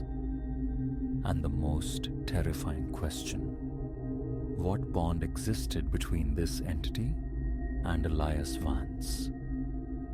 My hands trembled as I packed my gear, thoughts racing like panicked deer. Logic dictated I report this, alert scientific bodies, share the discovery that could rewrite anthropology, biology, history itself. Yet, shouldering my pack, a profound, unbidden certainty settled within me. This knowledge was not for the world. Not yet. These were secrets woven into the fabric of existence, ancient and potent, perhaps perilous for unprepared minds. Hiking out, retracing my steps through a forest that now felt watchful and aware, I couldn't escape the feeling that I had left an essential part of myself behind in that clearing. Or perhaps, more disturbingly, I carried something away with me. Something ancient, untamed, unknowable. One truth resonated. The life I had known was fractured beyond repair. The world suddenly felt vaster, stranger, pregnant with possibilities and dangers previously unimaginable. And somewhere in the wild, wearing my face, moved a being that held the keys to questions I was only just learning how to ask. My expedition hadn't concluded. It had merely terrifyingly begun.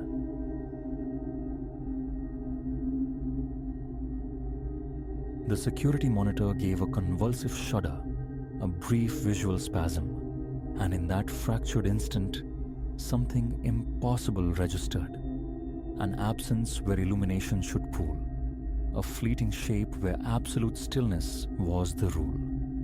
A certainty, cold and immediate, settled in my gut. This nocturnal vigil would be unlike the others. My name is Elias. For nigh on 5 years, the City Museum has been my domain after dark. A hushed kingdom of marble and glass where I, the cameras, and relics worth fortunes kept silent company. A tranquil post usually. But this night breathed a different air. I leaned into the constellation of screens, the lukewarm coffee beside me utterly forgotten, my gaze sweeping the illuminated rectangles. Familiar emptiness greeted me initially. corridors stretching into shadow, exhibits slumbering under low lights, the phantom gleam of reflections on vitrines. Then it returned. A stutter in the feed from the Nile Antiquities Hall, ephemeral as heat haze, yet suggestive of passage, of something there and then abruptly not. What in blazes? The whisper escaped me, dry against the quiet hum of electronics. My hand reached for the playback toggle, a reflex honed by routine. Before my fingers found the control, a second monitor rippled, the gallery dedicated to medieval armory. My pulse quickened its rhythm against my ribs. One aberrant screen could be dismissed as a technical ghost. Two, flung across disparate wings of the vast building. That bespoke intention. Flashlight clutched, radio in the other hand. I paused at the threshold of the security hub. Only a heartbeat's hesitation, then I stepped into the echoing expanse. The corridor unrolled before me, a long throat of darkness where my torch beam sent phantoms capering along the walls. Every fiber screamed retreat, urged a call for backup. Yet, I knew. By the time reinforcements navigated the sleeping city, whatever entity disturbed this slumbering giant could dissolve back into the night. My own footfalls became amplified percussion on the polished stone as I navigated towards the Nile exhibits. The atmosphere felt thick, charged with a static tension that prickled the skin. Rounding a corner, the beam of my light snagged on the incandescent gleam of the pharaoh's golden death mask. I swept the light methodically across the chamber, half braced to catch a figure melting behind a sarcophagus. Nothing. Only the impassive stare of millennia-old statues and artifacts, keeping their eternal, silent counsel. Just as I pivoted to withdraw, a detail snagged my attention. An imperfection on the polished glass encasing a set of alabaster canopic jars. Closer, I leaned in, my own breath misting the surface. A handprint, oily, distinct, and undeniably fresh. "Elias here," I spoke into the radio, the sound of my own voice an intrusion in the profound quiet. Potential unauthorized presence, Nile Antiquities Hall. Requesting immediate assistance. Only a crackle of dead air answered. I tried again, thumbing the transmit button with more force. Silence, absolute and mocking. Perfect. Malfunction or deliberate interference. The result was the same. Isolation. Retracing my steps towards the security office felt like wading through unseen currents. My senses strained, interpreting every creak of the old structure as stealthy movement, every deepening shadow as a potential concealment.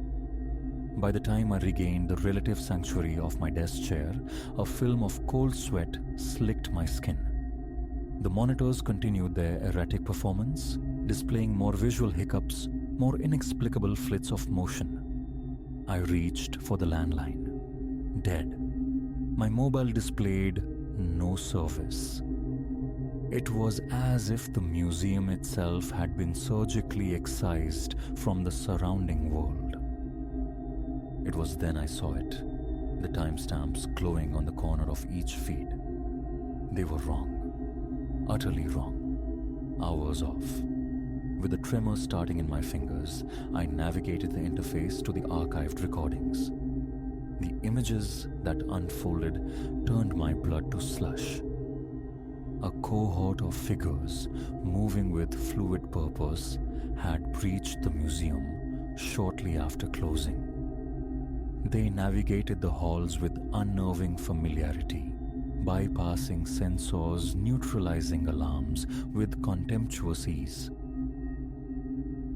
But the true horror lay not in their entry, but their actions. They weren't merely looting, they were exchanging.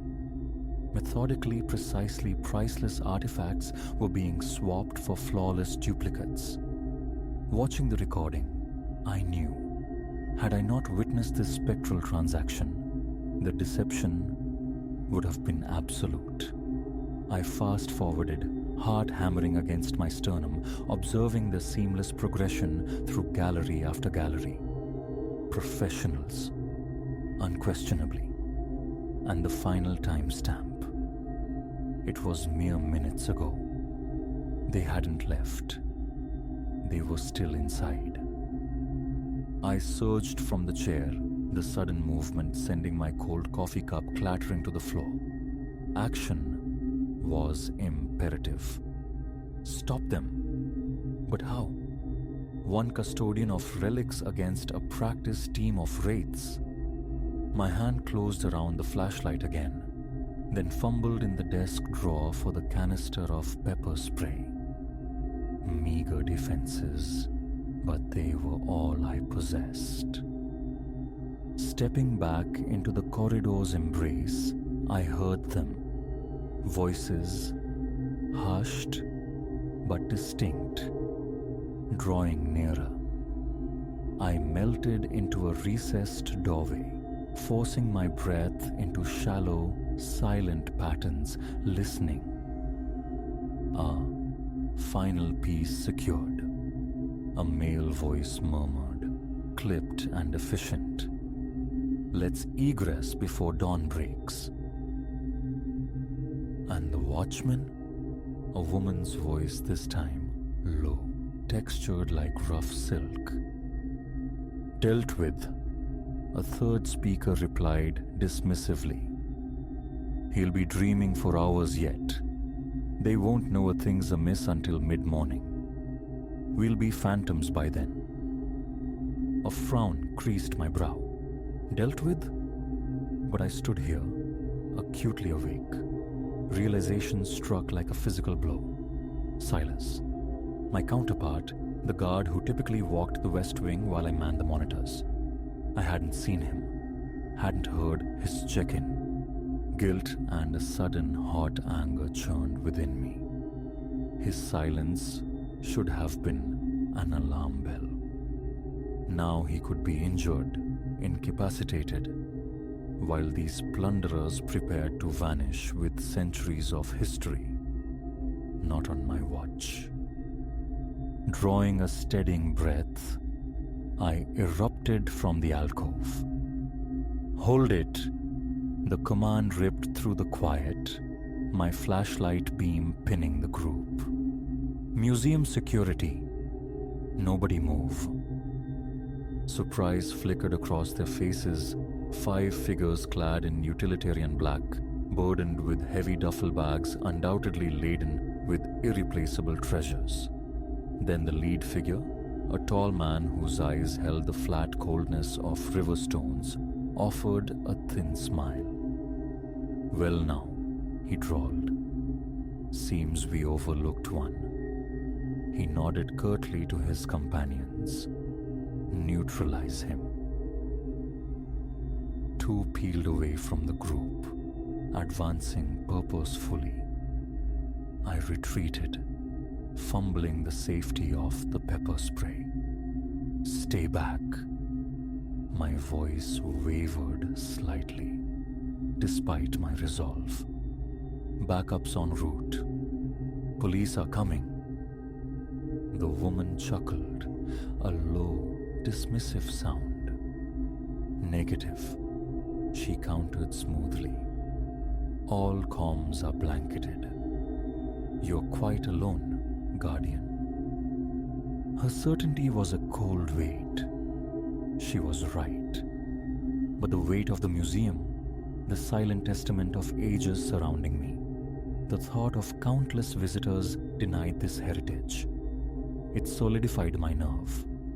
In that instant of internal fortification, one of them lunged. I twisted aside, unleashing a wild, desperate stream from the canister. A choked curse, the sound of hacking coughs followed. But then a fist impacted my jaw with brutal efficiency. The world tilted, and the marble floor rushed up to meet me. My flashlight spun away, casting frantic arcs of light across the vaulted ceiling. Through a swimming haze, I saw the leader stoop, retrieving the fallen torch. "You should have remained in your little room," he murmured, his tone almost conversational. "This complicates matters." I strained to rise, but a heavy boot planted firmly on my chest anchored me. The coppery taste of blood filled my mouth. Panic began its insidious crawl as the totality of my defeat crashed down. Then, impossibly, miraculously, sirens. Faint at first, then rapidly swelling, painting the high windows with strobing washes of blue and red. The thieves heard it too. Heads snapped up, gazes fixed on the approaching lights. "How?" the woman hissed venomously. The perimeter was silent. A grimace that might have been a grin stretched my split lip. Silent tripwire. I rasped, the lie forming instinctively. Activated the moment you breached the outer doors. Your tech wasn't quite flawless, it seems. Rage contorted the leader's features. He hefted the heavy flashlight. I tensed, bracing for the inevitable impact. It never landed. Instead, the shattering symphony of breaking glass erupted nearby, followed by amplified shouts. "Police! Freeze! Hands where we can see them!" The ensuing moments were a chaotic ballet of shadows and commands. The weight vanished from my chest as the thieves scattered like startled crows. More shouting, the frantic drumming of running feet, the sharp crack of a single gunshot reverberating through the museum's hollow chambers. And then, as suddenly as it began, an abrupt, ringing silence descended. Gentle hands were helping me upright. A police officer, her expression etched with concern, peered into my face. "Sir, are you injured?" I managed a nod, wincing as pain flared along my jaw. "Think I'm okay. Did you?" Her face broke into a relieved smile. "Secured. All 5, plus their cargo. You held the line, kept them pinned. Good work."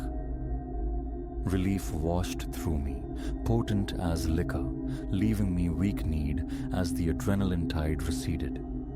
Escorted towards the museum's grand entrance and a waiting ambulance, I saw them, the thieves, cuffed and being guided into squad cars. The leader's eyes met mine as an officer urged him into the back seat. The look he directed at me was pure, distilled loathing.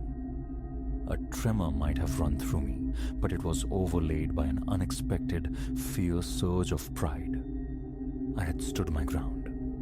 The museum, its history, remained inviolate. As paramedics fussed over my injuries, I watched the first blush of dawn paint the city skyline. Soon, the great doors would open.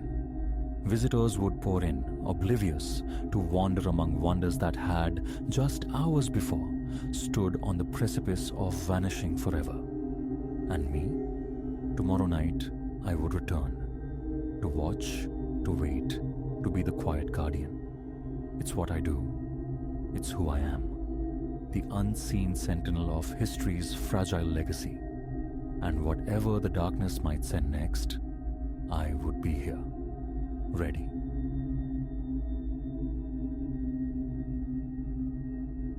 Some 8 months passed, I took up the mantle of night sentinel at the city's art museum, a means to supplement my income while keeping daylight hours unfettered. The nocturnal serenity suited me. Navigating those hushed corridors offered a unique solace, a quietude absent from the waking world. Our typical disturbances were minor: alarms crying wolf, a forgotten key in a storeroom lock. Never had I encountered anything truly aberrant, felt the whisper of unease, until a month ago. Everything pivoted then. It commenced with a solitary painting, an image now seared into my thoughts, twisting my insides whenever the memory surfaces. I am not prone to flights of fancy, nor do I startle at phantoms. My disposition is level, yet what I witnessed sent a prickle across my scalp and hammered my heart against my ribs until my chest felt banded with iron. Let me articulate its genesis. I was executing my standard circuit. The principal gallery resides on the second floor, a network of smaller chambers interconnected by silent passageways. One such room houses 4 portraits, one per wall, all born from the same brush. Obscure works, often bypassed for the grander canvases elsewhere. They depict figures in antiquated attire, their expressions hovering between ennui and utter vacancy. My gaze seldom lingered, but that night, an unseen current pulled my attention to the portrait nestled in the far corner. A gentleman, stern-visaged, with eyes like pooled ink. Clad in somber black, one hand rested upon a small table. The placard, glanced at once before, dated it to the late 19th century. The artist's name, a fleeting detail I'd failed to retain. What arrested me that first instance was the man's posture. His torso seemed angled, canted more sharply than memory served, as if leaning subtly askew. A trick of the light, perhaps. Illumination fixtures had been updated earlier. Shadows could conjure illusions. Or maybe I conflated it with another piece. Shrugging inwardly, I peered closer, yet the precise alteration remained elusive. The figure occupied its central space undeniably, but the attitude felt wrong. No panic flared then, merely a burgeoning curiosity. I moved on, attributing it to fatigue, to an overactive mind. The subsequent night found me bypassing my usual systematic sweep, drawn magnetically towards that specific chamber near midnight. There, before the canvas, I stood transfixed. The man appeared to have shifted again, his left shoulder inching closer to the gilded frame. Impossible, my rational mind insisted. Paint does not migrate. Yet my pulse quickened. Retrieving my phone, I captured an image. A quick search yielded the museum's online collection photo for comparison. The digital record showed the subject facing squarely forward. No lean, no tilt. My own photograph, bafflingly, mirrored this official version. Scrutinizing the screen, I found no discrepancy. A chill traced paths along my arms. Moments ago, I knew I'd seen the shift, but the electronic eye offered no corroboration. Could it lie? Exiting the room, I attempted to dispel the clinging disquiet. Time spent in the security hub, eyes scanning the monitor feeds, revealed nothing abnormal. Eventually, I persuaded myself my senses were deceiving me.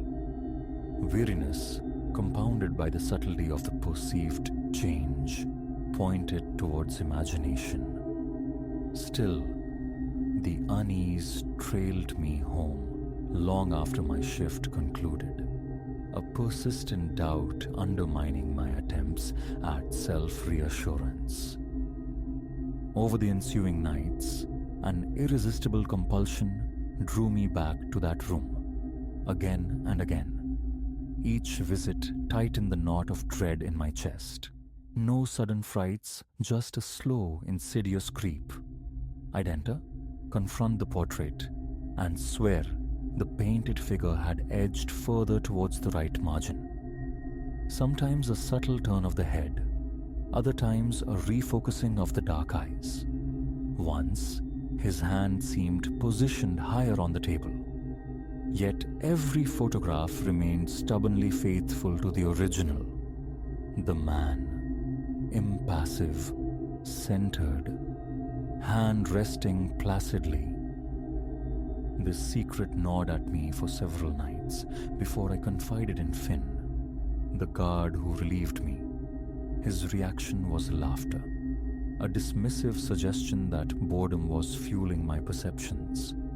During a brief overlap one afternoon, he examined the portrait alongside me. Utterly normal, he declared, speculating I was fixating unduly on minutiae. I endeavored to let it rest, but the feeling persisted, intensifying. Each night, the painting seemed increasingly discordant. A tightness began constricting my throat whenever I pushed open the door to that small gallery. One evening, resolved to capture proof, I positioned my phone on a nearby pedestal, initiating a video recording. For 10 minutes, I stood sentinel, arms crossed, gaze locked on the canvas. No discernible movement occurred in real time. Not a flicker, not a tremor. The portrait hung, inert. Reviewing the footage yielded nothing. The image remained static throughout.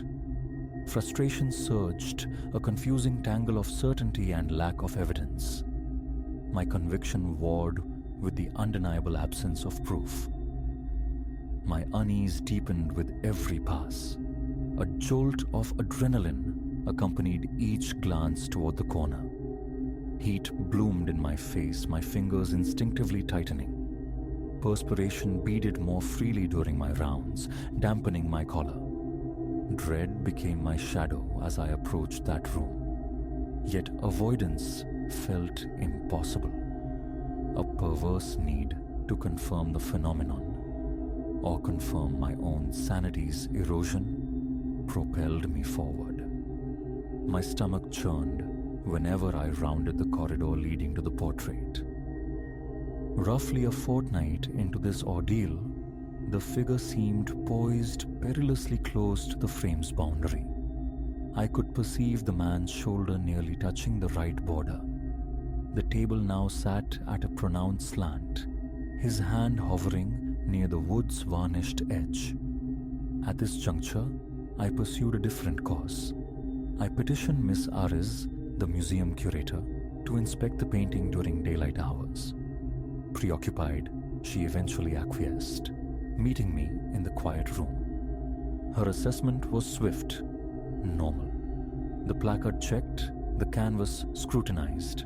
Nothing amiss in her view. I indicated the torso's pronounced angle. A shrug. It has always appeared thus, she countered smoothly. Had she older photographs? We repaired to the archives, unearthing catalogs decades old.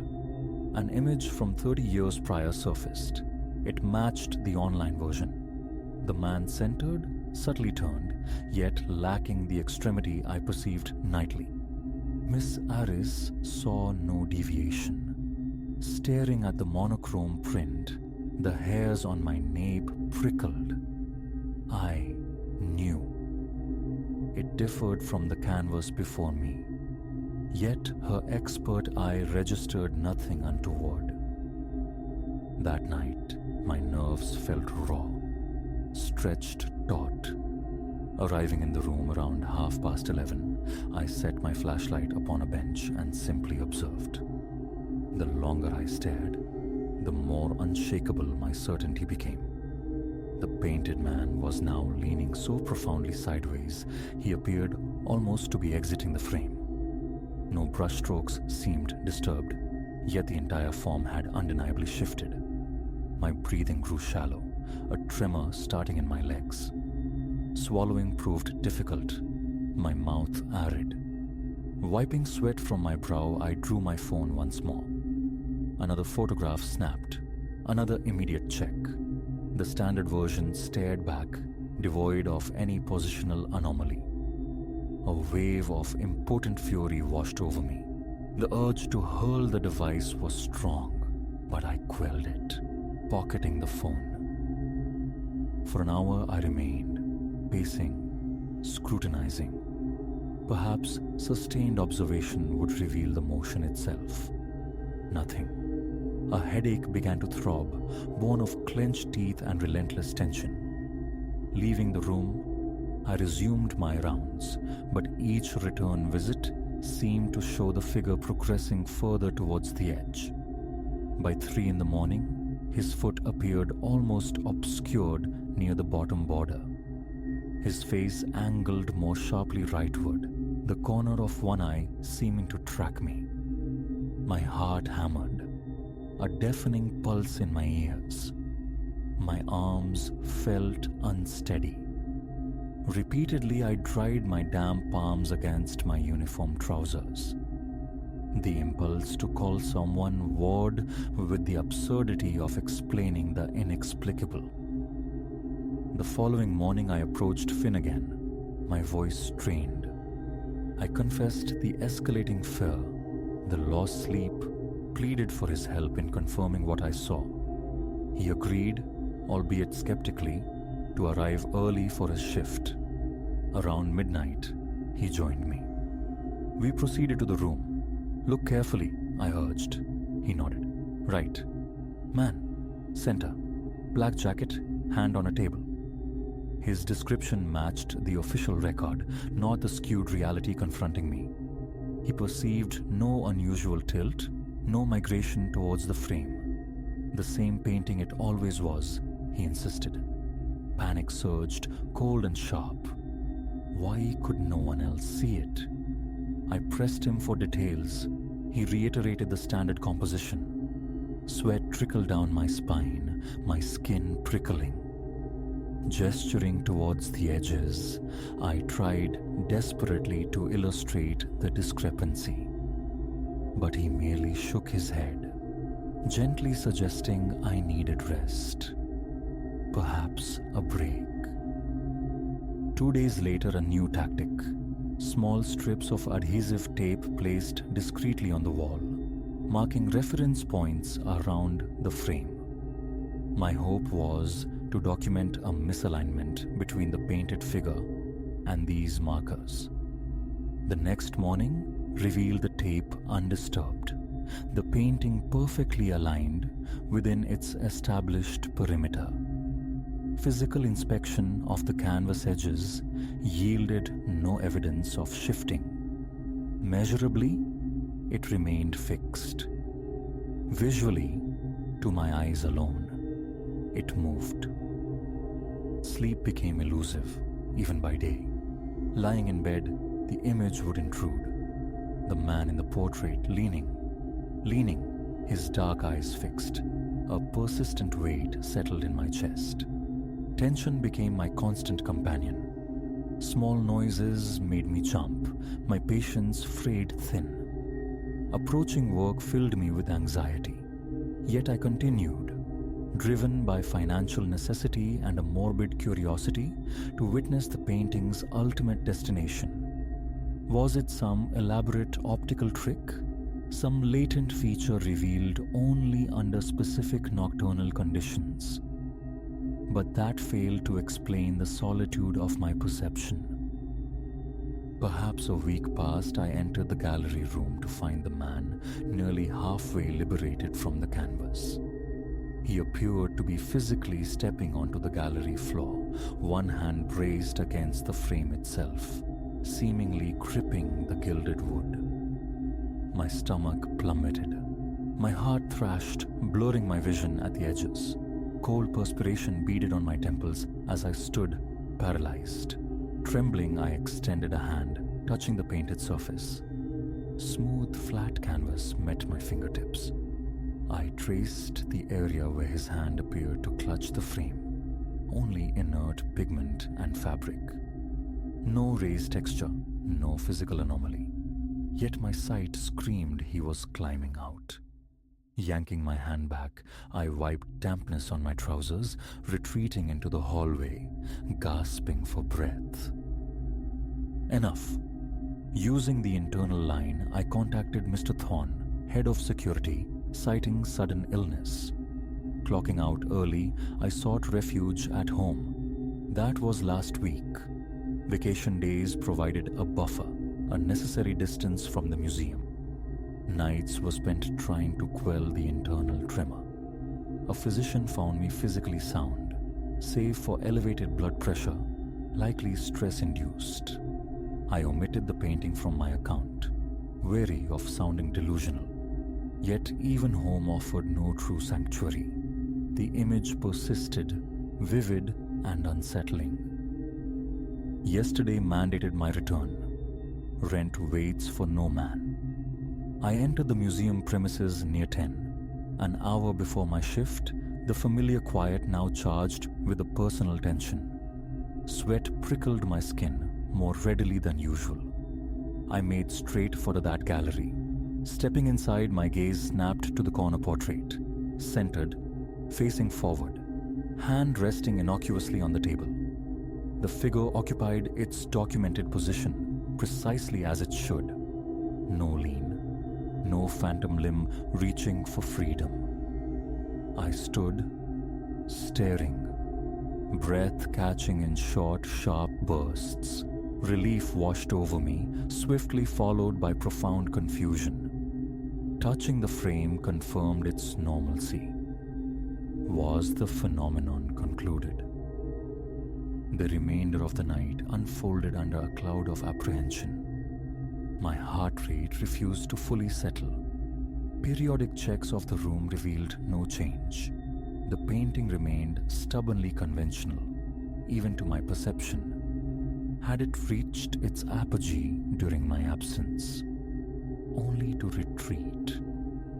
Or had the entire episode been a bizarre hallucination, a byproduct of stress? Yet the memory of that hand gripping the frame remains visceral, raising goose flesh each time it surfaces. Now each passage by that small chamber sends ripples of tension through my muscles. My jaw clenches involuntarily. My palms grow damp. A furtive glance is unavoidable, half expecting the lean, the subtle shift. Thus far, the portrait remains static, yet the conviction that something is profoundly wrong lingers, a persistent hum beneath the surface of the ordinary. The full extent of my experience remains my own. My colleagues know only of stress. But my vigil continues. Should it stir again, I must witness it. Part of me craves a transfer, sanctuary in another wing, another shift. Another darker part feels compelled to remain, to confront this enigma. Proof eludes me. Yet the visceral reality, the pounding heart, the slick palms, the choked breath cannot be dismissed. That much is undeniable. What name to give this experience, what explanation exists, I cannot fathom. All I know is that tonight, I will be in that gallery again, waiting to see if the stillness holds, or if the slow migration resumes. And truth be told, I am no longer certain which outcome I truly desire.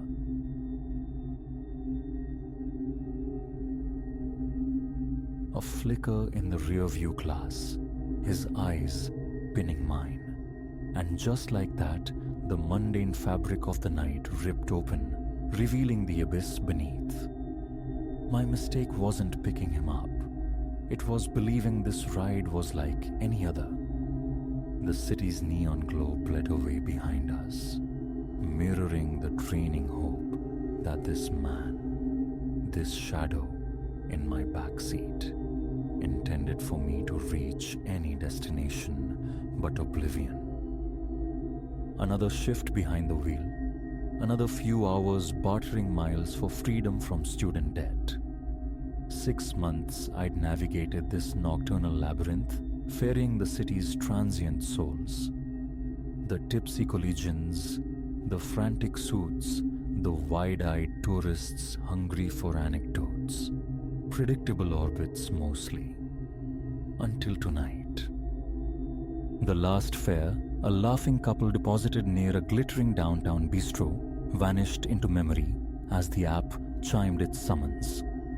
A silent street, lamplit and hushed, deep in the residential warren. He waited under a sycamore, a figure etched in shadow, maybe mid-30s, swallowed by a dark hoodie, face a blur beneath the cowl.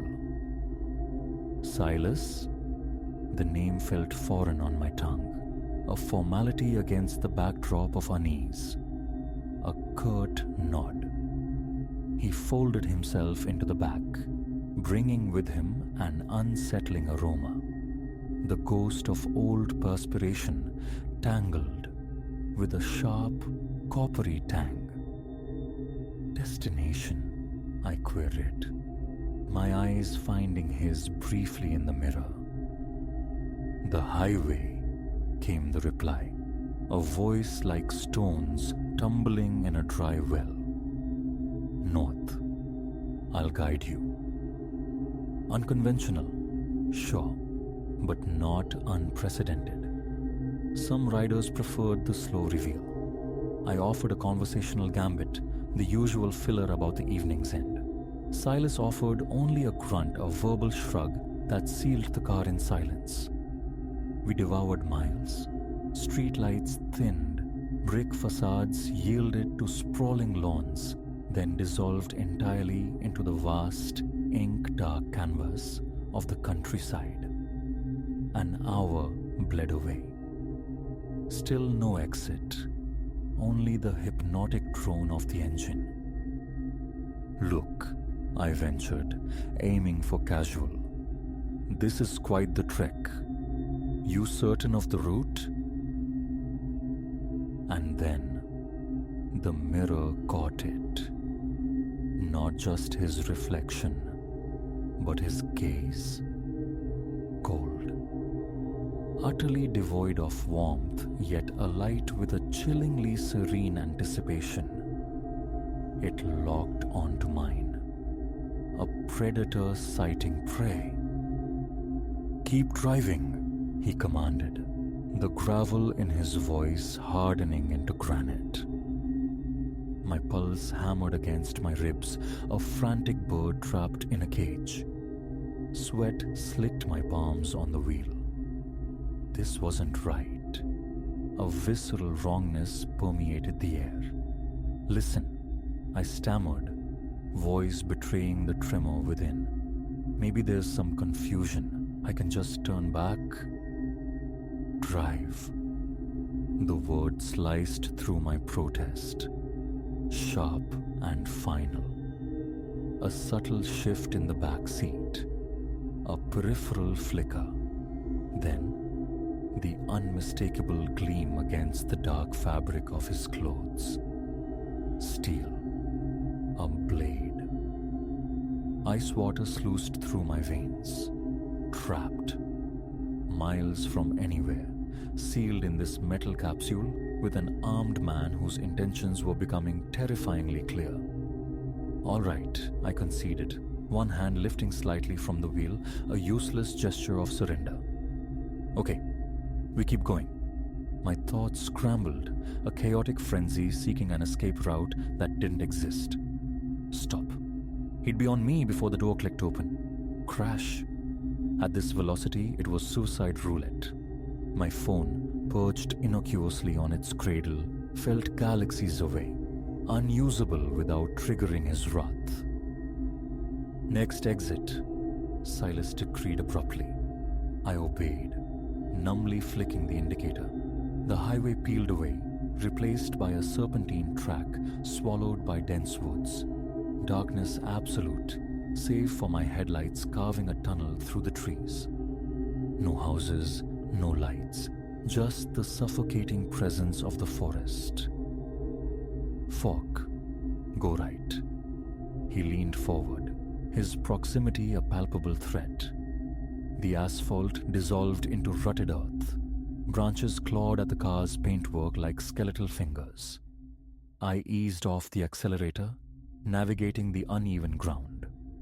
Minutes stretched into an eternity before his next command. Here. Stop. We idled in a small, claustrophobic clearing, encircled by a black palisade of ancient trees. Engine off. Keys. His voice, chillingly level.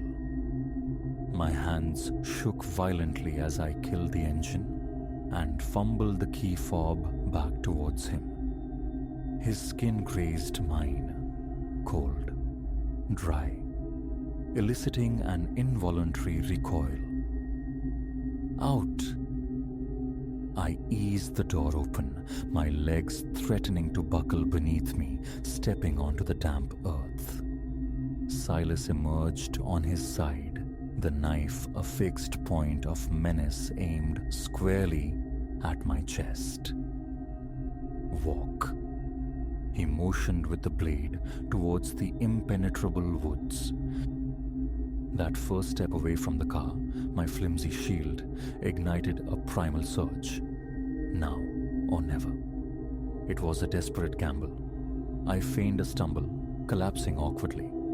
My hand scooped blindly at the ground. Dirt, damp leaves, grit. In a single explosive movement, I spun, hurling the handful of forest floor directly at his face. A choked curse, a flinch, the briefest window. I launched myself forward, not at him, but at the wrist, holding the knife. My hand clamped down, and with every ounce of adrenaline-fueled strength, I smashed his arm against the car's metal flank. The knife spun away, landing with a dull thud. Then chaos. He was wiry, strong, fueled by fury. We wrestled, a desperate tangle of limbs under the indifferent stars. Pain flared as his knuckles met my jaw, vision momentarily fragmenting. But survival instinct clamped down hard. I twisted, finding leverage, and drove my heel into his knee.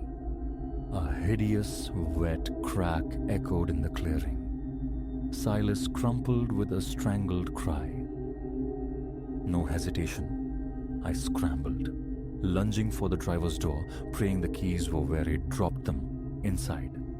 Yes, fumbling, shaking, ignition catching. He was already struggling upright, face contorted in agony and rage, lurching towards me. Reverse. My door still swung wide as I stomped the accelerator. Tires spat gravel, fighting for purchase. A frantic spin of the wheel, then forward, flooring it down the treacherous path, branches lashing the windshield like frantic whips. The rearview mirror framed him for a second. A receding figure of limping fury, swallowed by the night. Time distorted, but eventually the familiar ribbon of the highway reappeared. Bars bloomed on my phone screen. 911.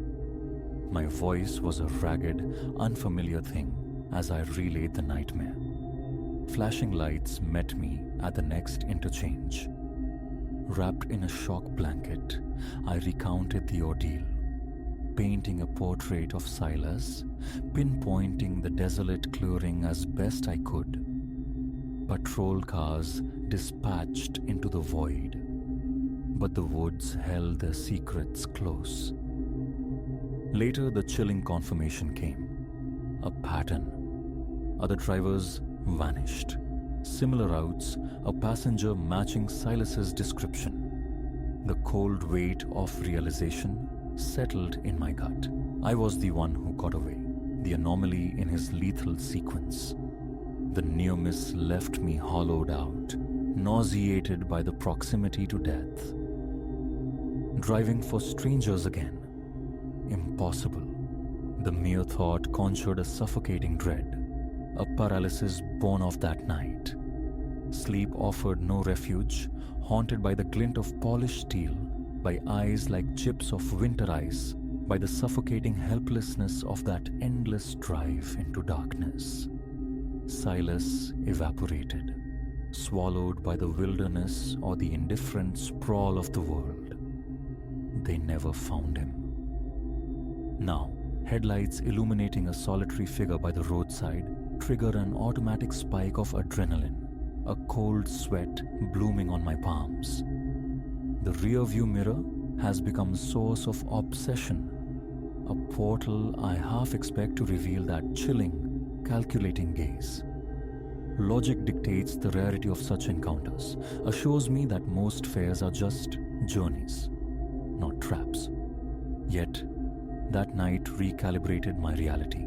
It exposed the terrifying fragility of safety, the razor-thin membrane between the ordinary and the lethal, the profound vulnerability inherent in trusting the unknown face in the back seat. When friends mention catching a ride, a warning springs unbidden to my lips. Heed your gut. Don't hesitate to abort. Because I learned, viscerally, irrevocably, that the most dangerous shadows aren't always lurking outside. Sometimes they share your air, watch your reflection, and quietly tell you to keep driving.